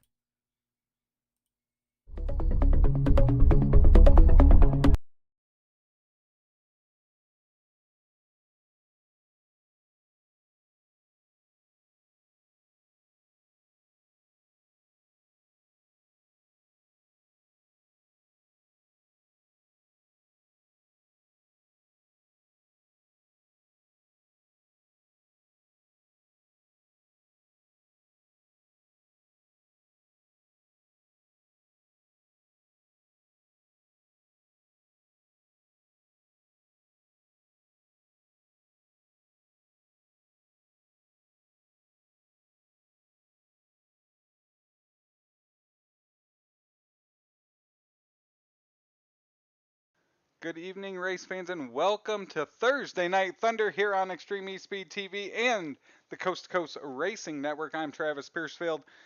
We've passed it on from Shaggy TV here for the late models here on the Coast to Coast Racing Network here for our Thursday Night Thunder finale. And why wait, as we've had exciting modified racing action here all Thursday night long. Now we have the Dirt Track Bank Friday Night Lights Pro late models here on the track at Williams Grove. As we get ready to go, they are out on the track with practice. But we look at those point standings to kick off our night. After 9 races, Anthony Morano, who's dominated tonight, has dominated this Pro Late Models division. 4 wins in 9 races. Trevor Giroux second, 2 wins. Randy Shreves third, John Tobias. Greg Parmalee round out the top 5 in points. Also with wins this year, you got Clay Christopherson with 2, and then Dan McLaren with 1 victory. So a lot of opportunity out here on the track as we get going during this practice session.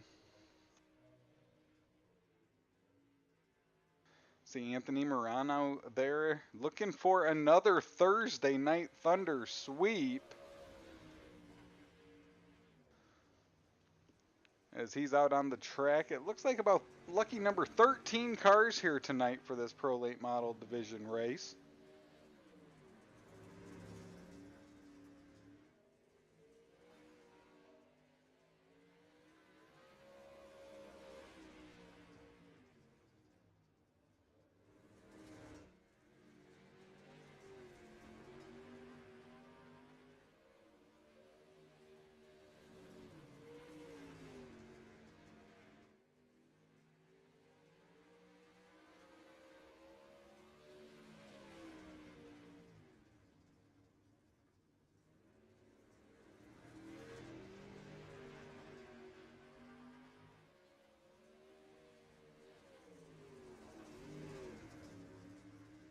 See Mike Brewer out there on the track as well, getting some practice laps in. And then, of course, fresh out of the booth, Shaggy TV, Zach Chapman out there on the track in his 72 machine.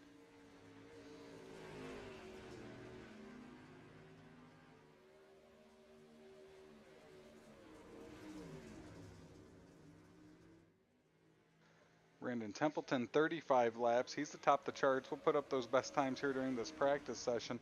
Templeton atop the charts, the only one to break 20 seconds here so far. Gilbert second, Rayom third, Brewer fourth, Aiden Young there 5th fastest currently.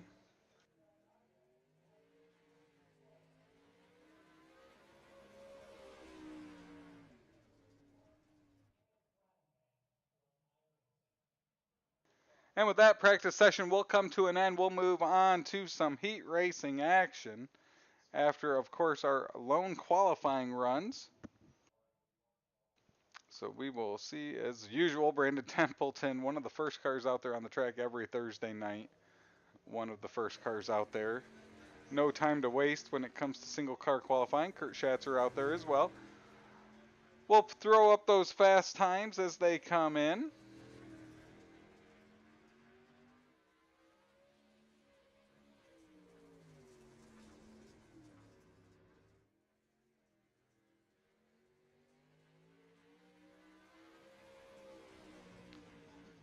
Gary Offit out there on the track in his 94 machine tonight. Looks like everyone except for Randy Shreves out there on the track now. It's Scott Rayome comes out onto the track. Mike Brewer coming to his first green flag is Aiden Young looking to complete his lap. Templeton, Schatzer, Young, Offit now all out there with times.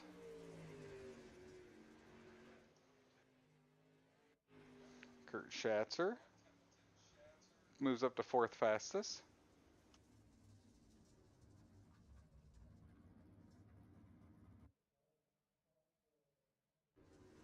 Anthony Morano, 6th fastest. Scott Rayome moves up to 6th fastest. Mark Gilbert still 2nd fast.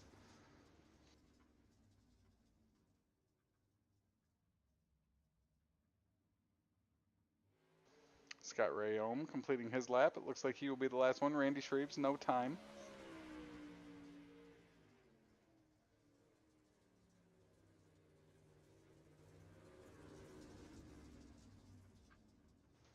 And with that, quick time will go to Scott Rayome as he jumps to the top of the charts with his last time at 20.15, just edging Trevor Giroux. And as qualifying comes to an end, we'll move on to those heat races coming up here next.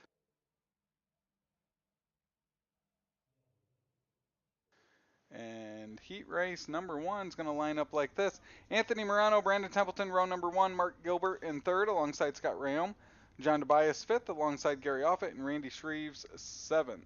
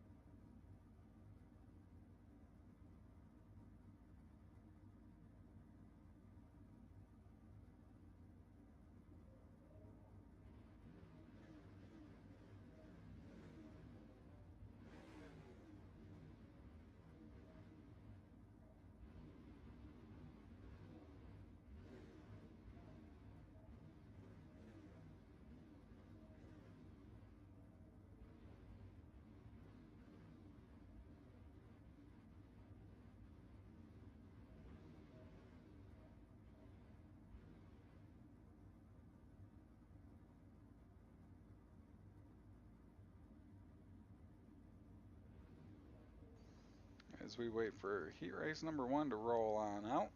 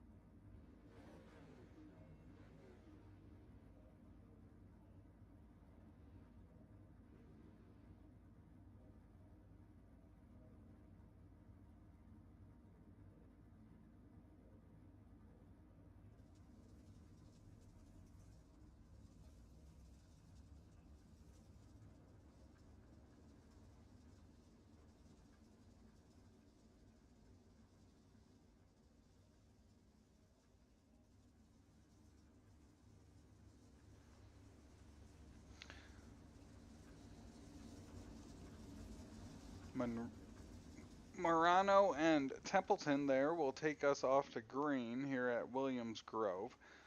So it looks like 7 cars in this one. We'll have 6 in the next one. So 2 heat races here tonight before heading off into our 30-lap feature event.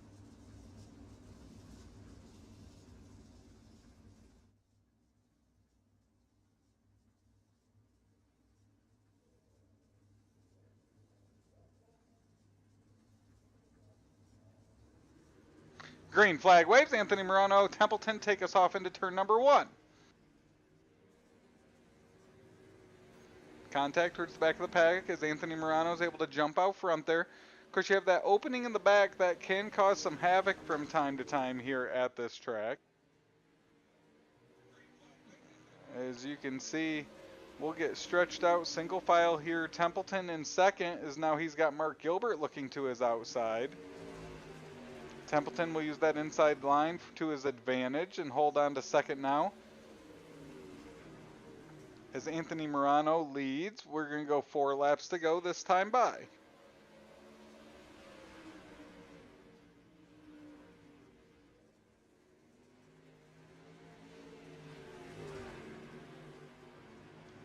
Front 3 cars have now broken away. Mark Gilbert still there in third, trying to chase down Templeton. As now it's Templeton looking to the inside of Morano. Halfway this time by, 3 laps to go.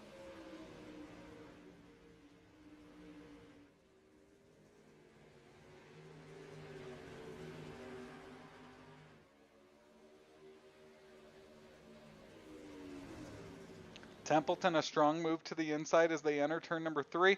Exit at turn number 4. He's going to have position there. It's going to be a drag race.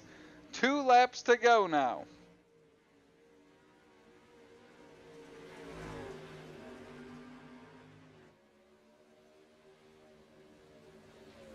Templeton side by side on the inside of their Morano. Even better positioning this time as they exit turn number 4.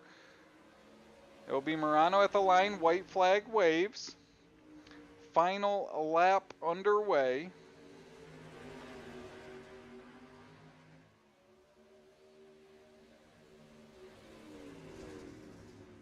Templeton will give it all he has. He'll slide up in front of Morano. Oh, contact. Mark Gilbert will get through. And it's going to be Mark Gilbert at the line. Morano third, Templeton second.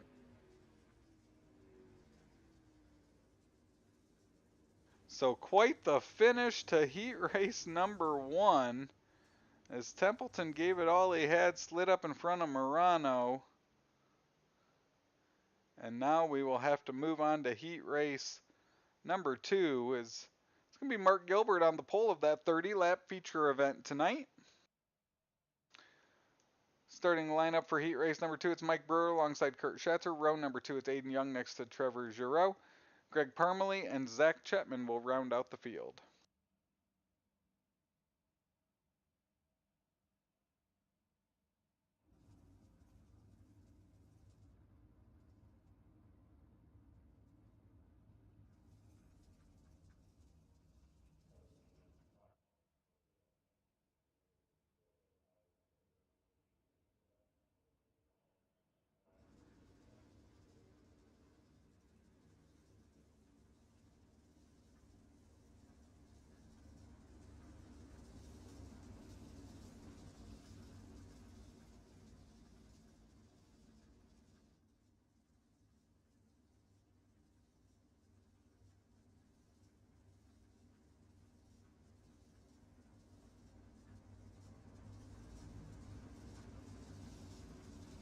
So 2 by 2, they will come out of turn number 4 for heat race number 2.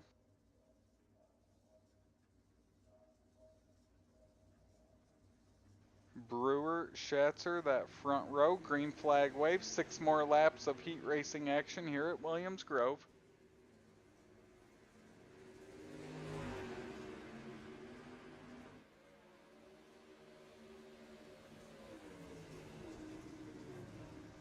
Three wide for the lead out of turn number 4. Slight contact there. It's Schatzer holding on. 3 wide still. Trevor Giroux will lead lap number 1 as he's got Brewer and Schatzer side by side behind him.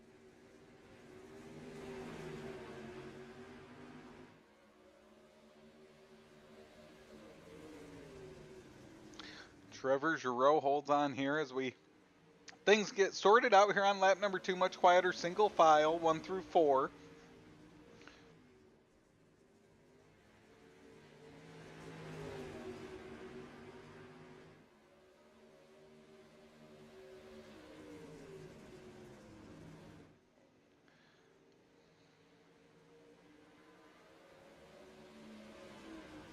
Trevor Giroux continues to lead the pack here.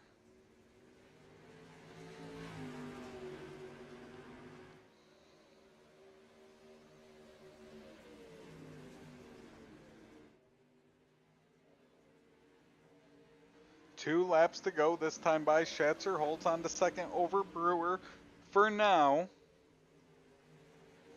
Brewer still working that back of that 218 machine.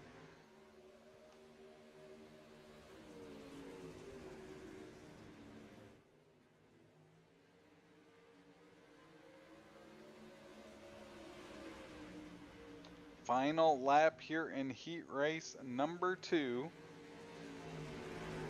As it is Giroux out front. If he holds on, he'll start outside of row number 1. In our feature event, down the front stretch, it will be Trevor Giroux second, Schatzer third, Brewer.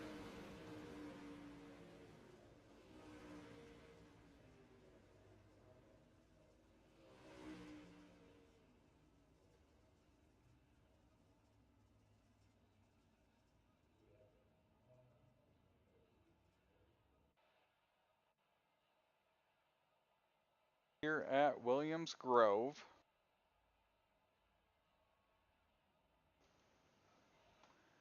And we will have a quick warm-up session here. When we come back, we'll have the starting lineup for tonight's Dirt Track Bank Friday Night Lights Pro Late Model feature event here from Williams Grove as you're watching the Coast to Coast Racing Network.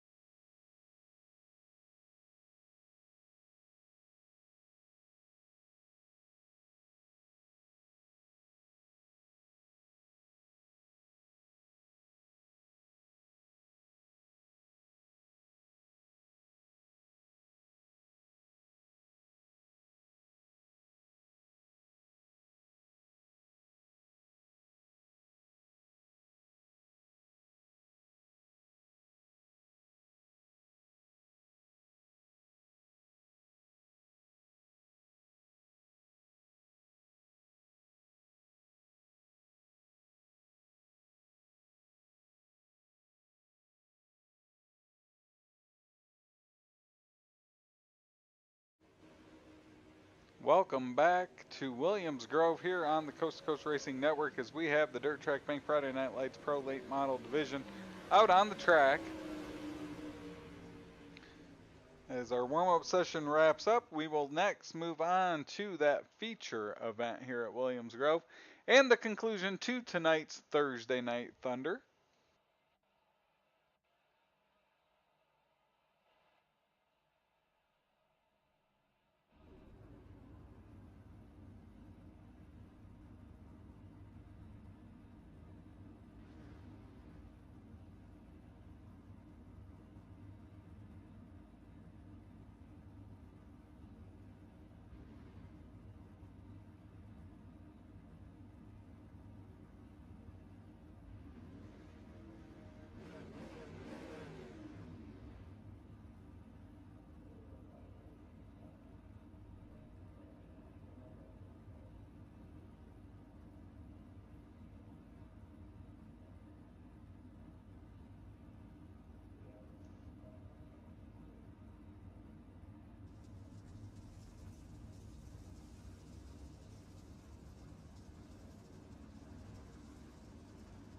as they start to roll around the track, they're going to line up like this.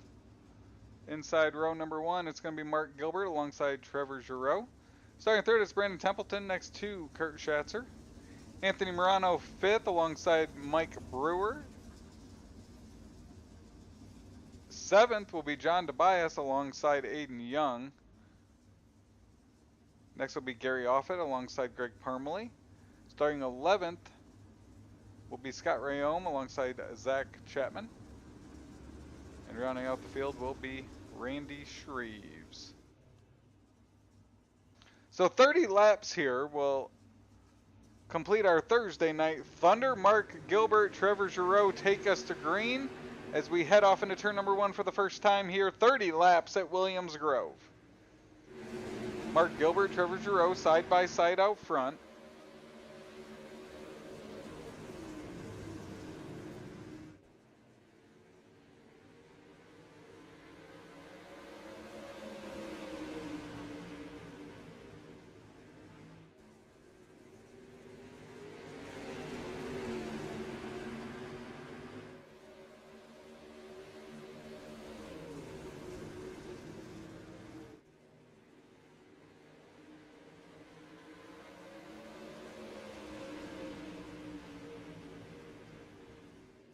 Morano trying to make his way up through the field as he works that inside line on the inside of the 39 of Brewer. He'll take the position as he moves up into 5th. Of course, Morano looking for another Thursday night sweep here as he's already won in the modifieds. But plenty of drivers ahead of him looking to prevent that from happening. Currently, it's Trevor Giroux out front.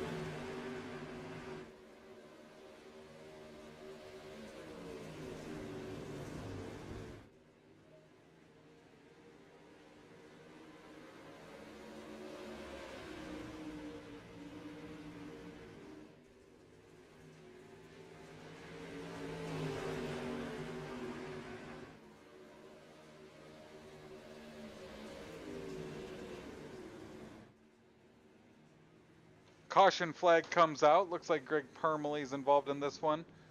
Zach Chapman as well as he plays catch up here. 5 laps in, 25 laps to go.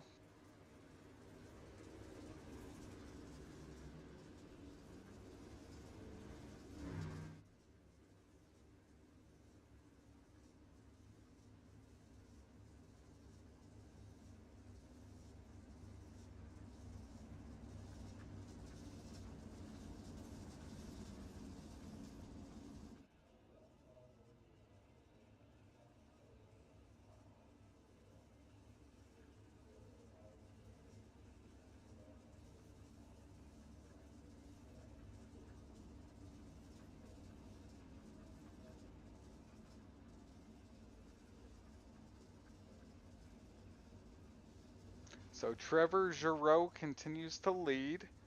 Schatzer second. Mark Gilbert, our pole sitter, falls back to 3rd here.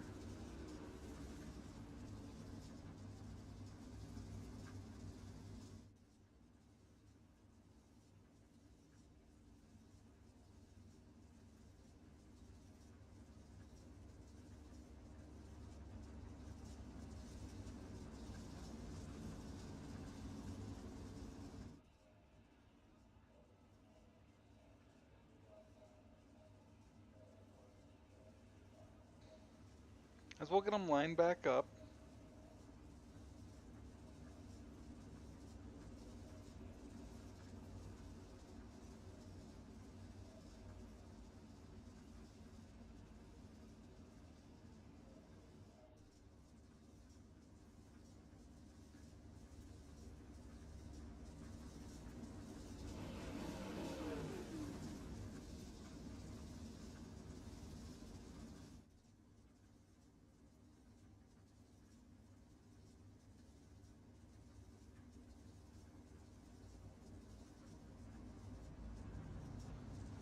As we get lined up, ready to go.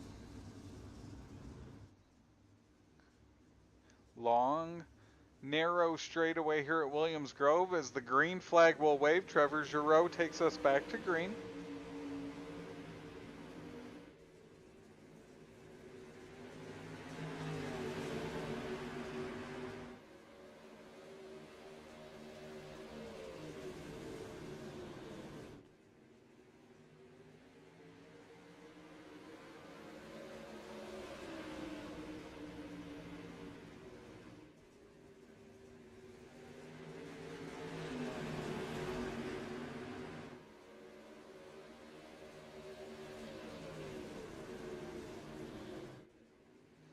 Trevor Giroux holds on to the lead here, as now we're down to 23 laps to go. Front four have broken away. That includes Giroux, Schatzer, Gilbert, and Templeton.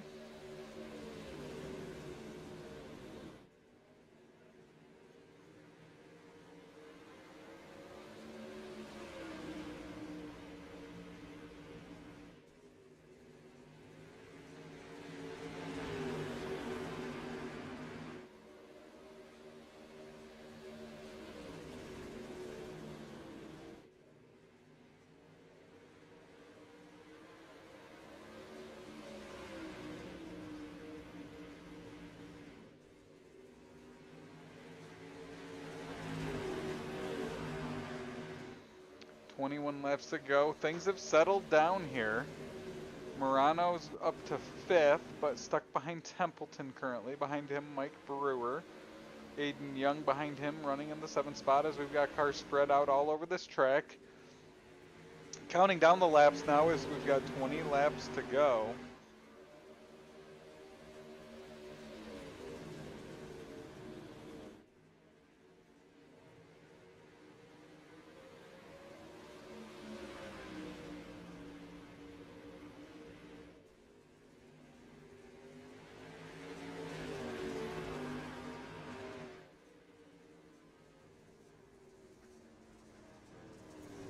Caution flag comes out. This time it looks like it's for Brandon Templeton. We'll bring up a replay and see what happened with him as he was running inside the top 5. Oh, just gets into that wall there in 3 and 4. Morano has to move. And then, oh, Templeton down to that inside wall there at turn number 1. So that's our second caution of the night. 18 laps to go. Out front, it's still Trevor Giroux, that 75 machine, Kurt Schatzer in second, Gilbert, Morano, and now Brewer into the top 5.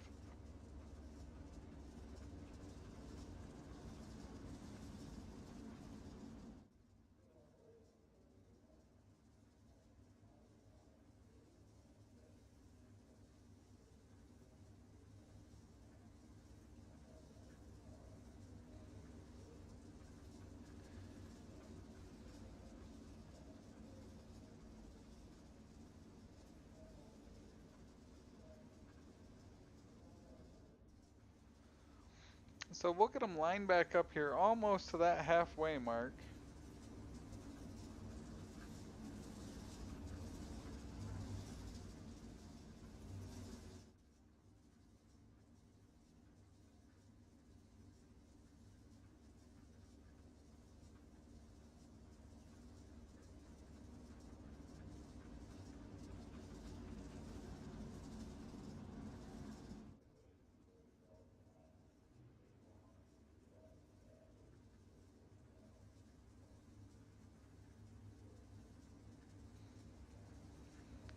So here we go. We'll line them up 2 by 2. Next time we'll go back to green flag racing action.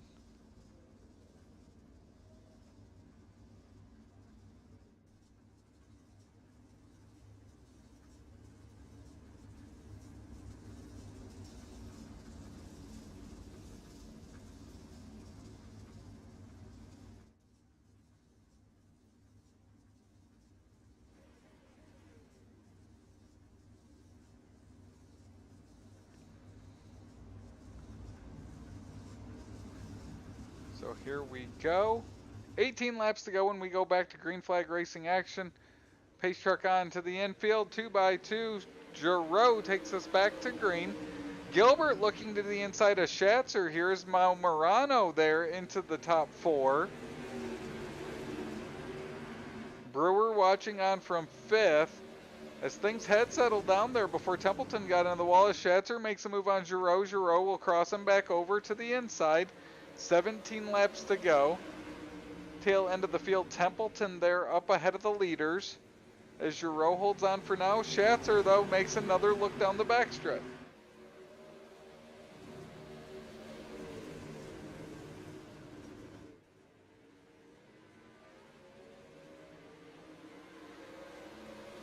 Morano looks to the inside of Schatzer. Now as it's Gilbert's turn to make a move on Giroux.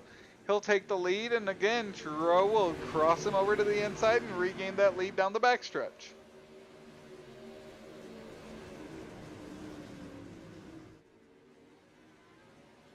Morano now quickly up to second as that second position continues to trade hands. Giroux's the constant out front, though.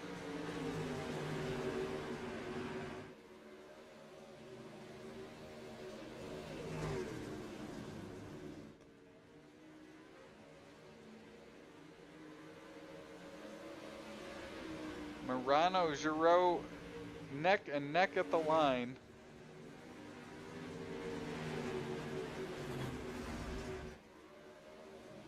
Oh, caution flag comes out. It looks like it's for Kurt Schatzer. Kurt had fallen back in the pack. As we cross the halfway mark, 14 laps to go here in this 30-lap feature event.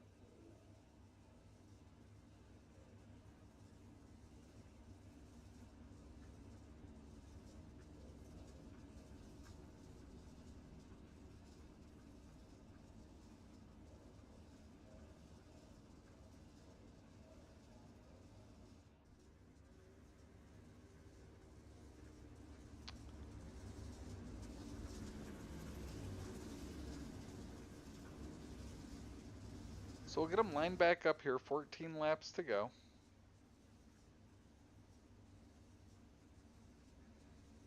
As it's now Anthony Morano up front, looking to go 3 for 3 this Thursday Night Thunder.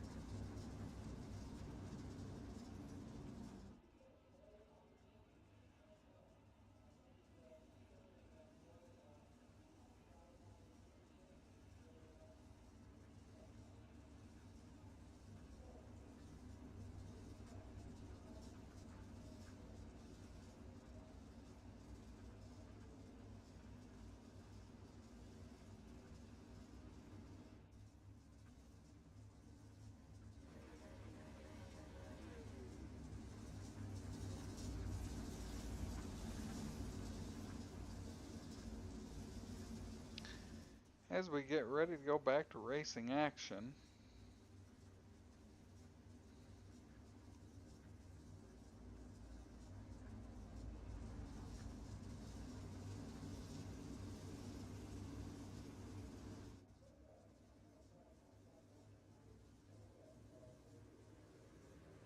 Green flag waves. Anthony Morano takes us back to green.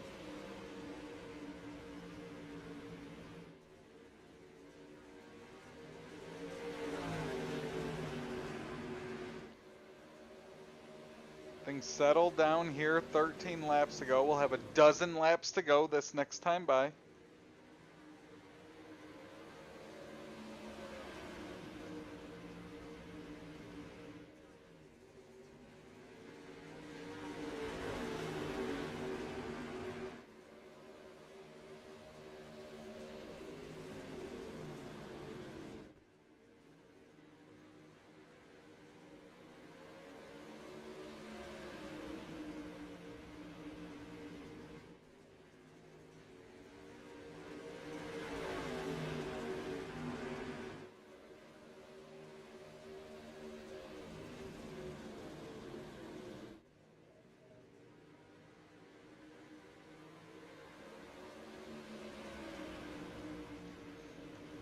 So Morano leads out front, Giroux second, Gilbert in third.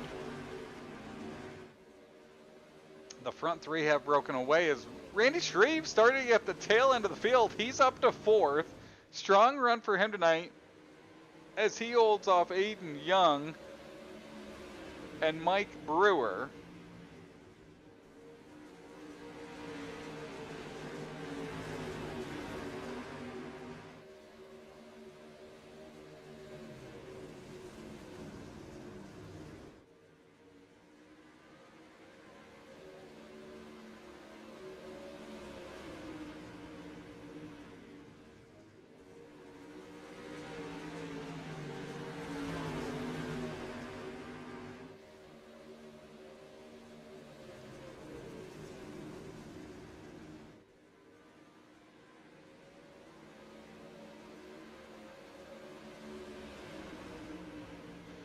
As Trees will hold on to that 4th spot. Out front, it's still Anthony Morano, Trevor Giroux in 2nd. Mark Gilbert runs in 3rd as they head down the backstretch.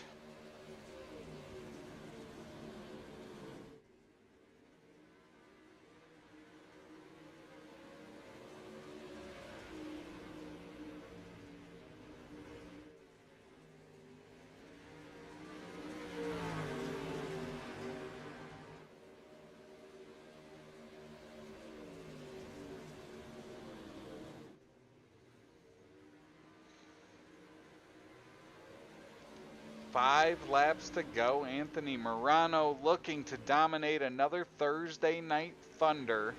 Up 4 spots into the lead. Trevor Giroux running 2nd right where he started. Mark Gilbert in the 3rd spot. Mark, of course, was our heat race number 1 winner. And those are our podium drivers as of right now, working with just less than 4 laps to go.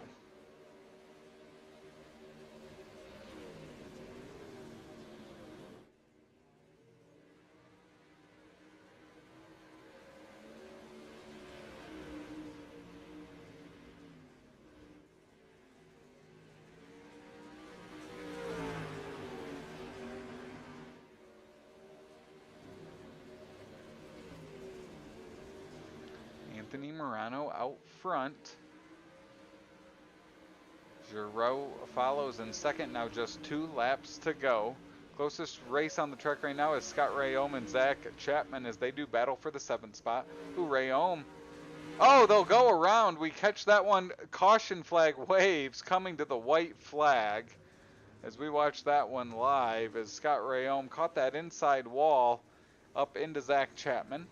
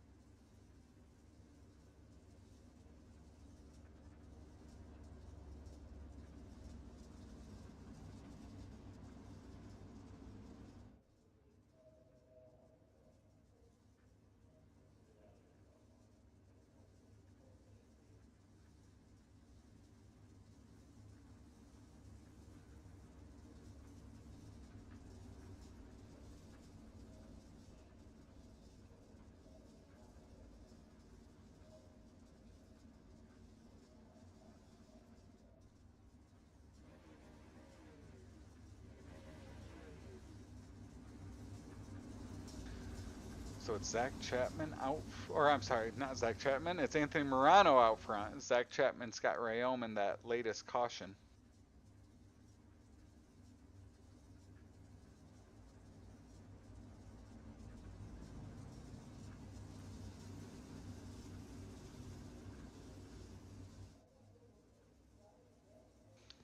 Single file. Green flag waves. Anthony Morano takes us back to green. Giroux 2nd, Gilbert in 3rd.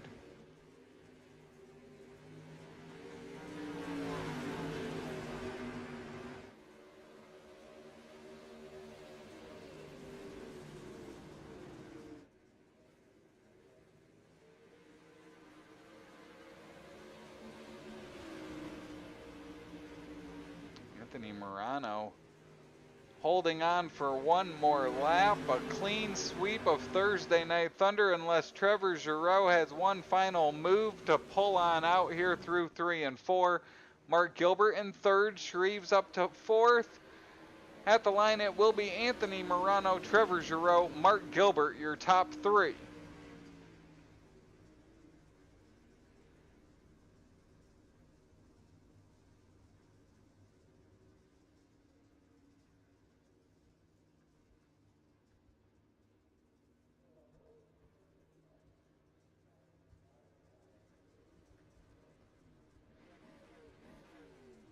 So Anthony Morano will pick up the victory.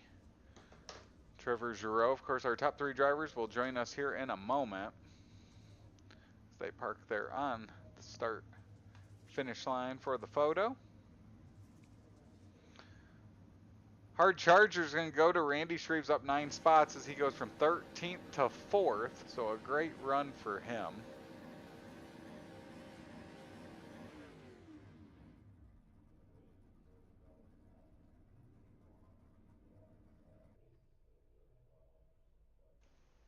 As it looks like we will grab our second place finisher, it's Trevor Giroux. Trevor, you ran up front there all night long. It was a great battle there at the front, and then you ended up having to chase that 32 machine. Walk us through your race there to a second place finish. Yeah, it was a good race overall. I mean, definitely not my style of track here. I'm not a huge fan of Williams Grove, but ended up with a second in the 358s and a second here in the pros. So we'll definitely take a second.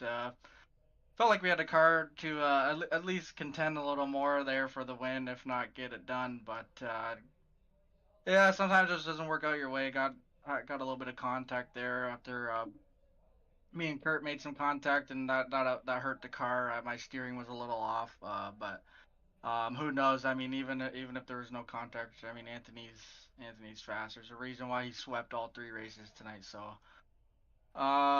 shoulda, coulda, woulda type deal. But yeah, like I said, we'll definitely take a second here at a track that I cannot stand, to be honest, and I don't run here much for a reason, because I do not like it. So yeah, we'll definitely take it. Well, it was a fun one. There was that moment there where you guys were really trading the second place position for chances to go at Anthony out front. When you're trying to chase down the leader like that, but you've got all that pressure from behind, what are you trying to do, and what position are you trying to put yourself in to try to make an attempt there for the lead? Yeah, I mean, when you're battling for a second, you're just letting the leader go. It's kind of one of those things where you're trying to put yourself in a spot to where you can, maybe force that guy you're battling with down low, or maybe not even necessarily down low, but just a part of the track where is not fast, which would be the low line in this case, in these cars at least, or even the middle or through the slick. And just hope the momentum coming out of the corners, you can carry it out and hopefully clear that guy and then chase down the leader. But with these long straightaways, it's momentum super important coming off of especially 4. I find it's if you ruin your turn 3 and 4, you really feel it in the straightaways, and that's something that I got to work on here, especially running with somebody, like battling against somebody. It's just it's a little uncomfortable for me, so it's just something I got to work on, clean up some mistakes. And but I mean, like I said, it was a great race. A lot better than I thought it was gonna go, to be honest, all night long. Well, great run there, Trevor. As always, you come away with a podium here at a track that, as you mentioned, not one of your favorites. So a good run there. Who are those folks and those sponsors you want to give a shout out to?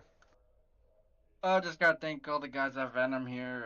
Pretty good showing for us tonight, so we'll definitely take this one. And yeah, shout out Big Tim Race Wraps, LDS, Lempton Diesel Specialist, that is, Dean Reynolds with the Super Durker Series, RSN Trackside. Shout out Anthony and Mark on their good runs tonight. Shout out Kurt. That was some fun in the heat race there, and I think it was Mike there as well. Shout out those guys. That was some really good racing. Yeah, I mean, everyone who makes this stuff possible. My wife. Yeah, again, shout out Anthony. Shout out Mark. A great run to those guys, and looking forward to next week. Well, congratulations, Trevor, and we'll look forward to talking to you again here soon on Thursday Night Thunder. Thanks, Travis. Shout out to you too. I don't want to forget that. We appreciate all you do for us here doing these broadcasts. So thank you. Appreciate it. Have a good night, Trevor. You too. That's Trevor Giroux, our second place finisher tonight. Now we'll bounce down to the third place finisher. It's Mark Gilbert. Mark, you snuck in there, grabbed that heat victory there at the end, started on the pole. Walk us through that 30-lap feature there to a third place finish. It's pretty uneventful, really. I mean, we had some good racing there in the middle, but for the most part, it was just get on the top and hope the guy in front of you screwed up.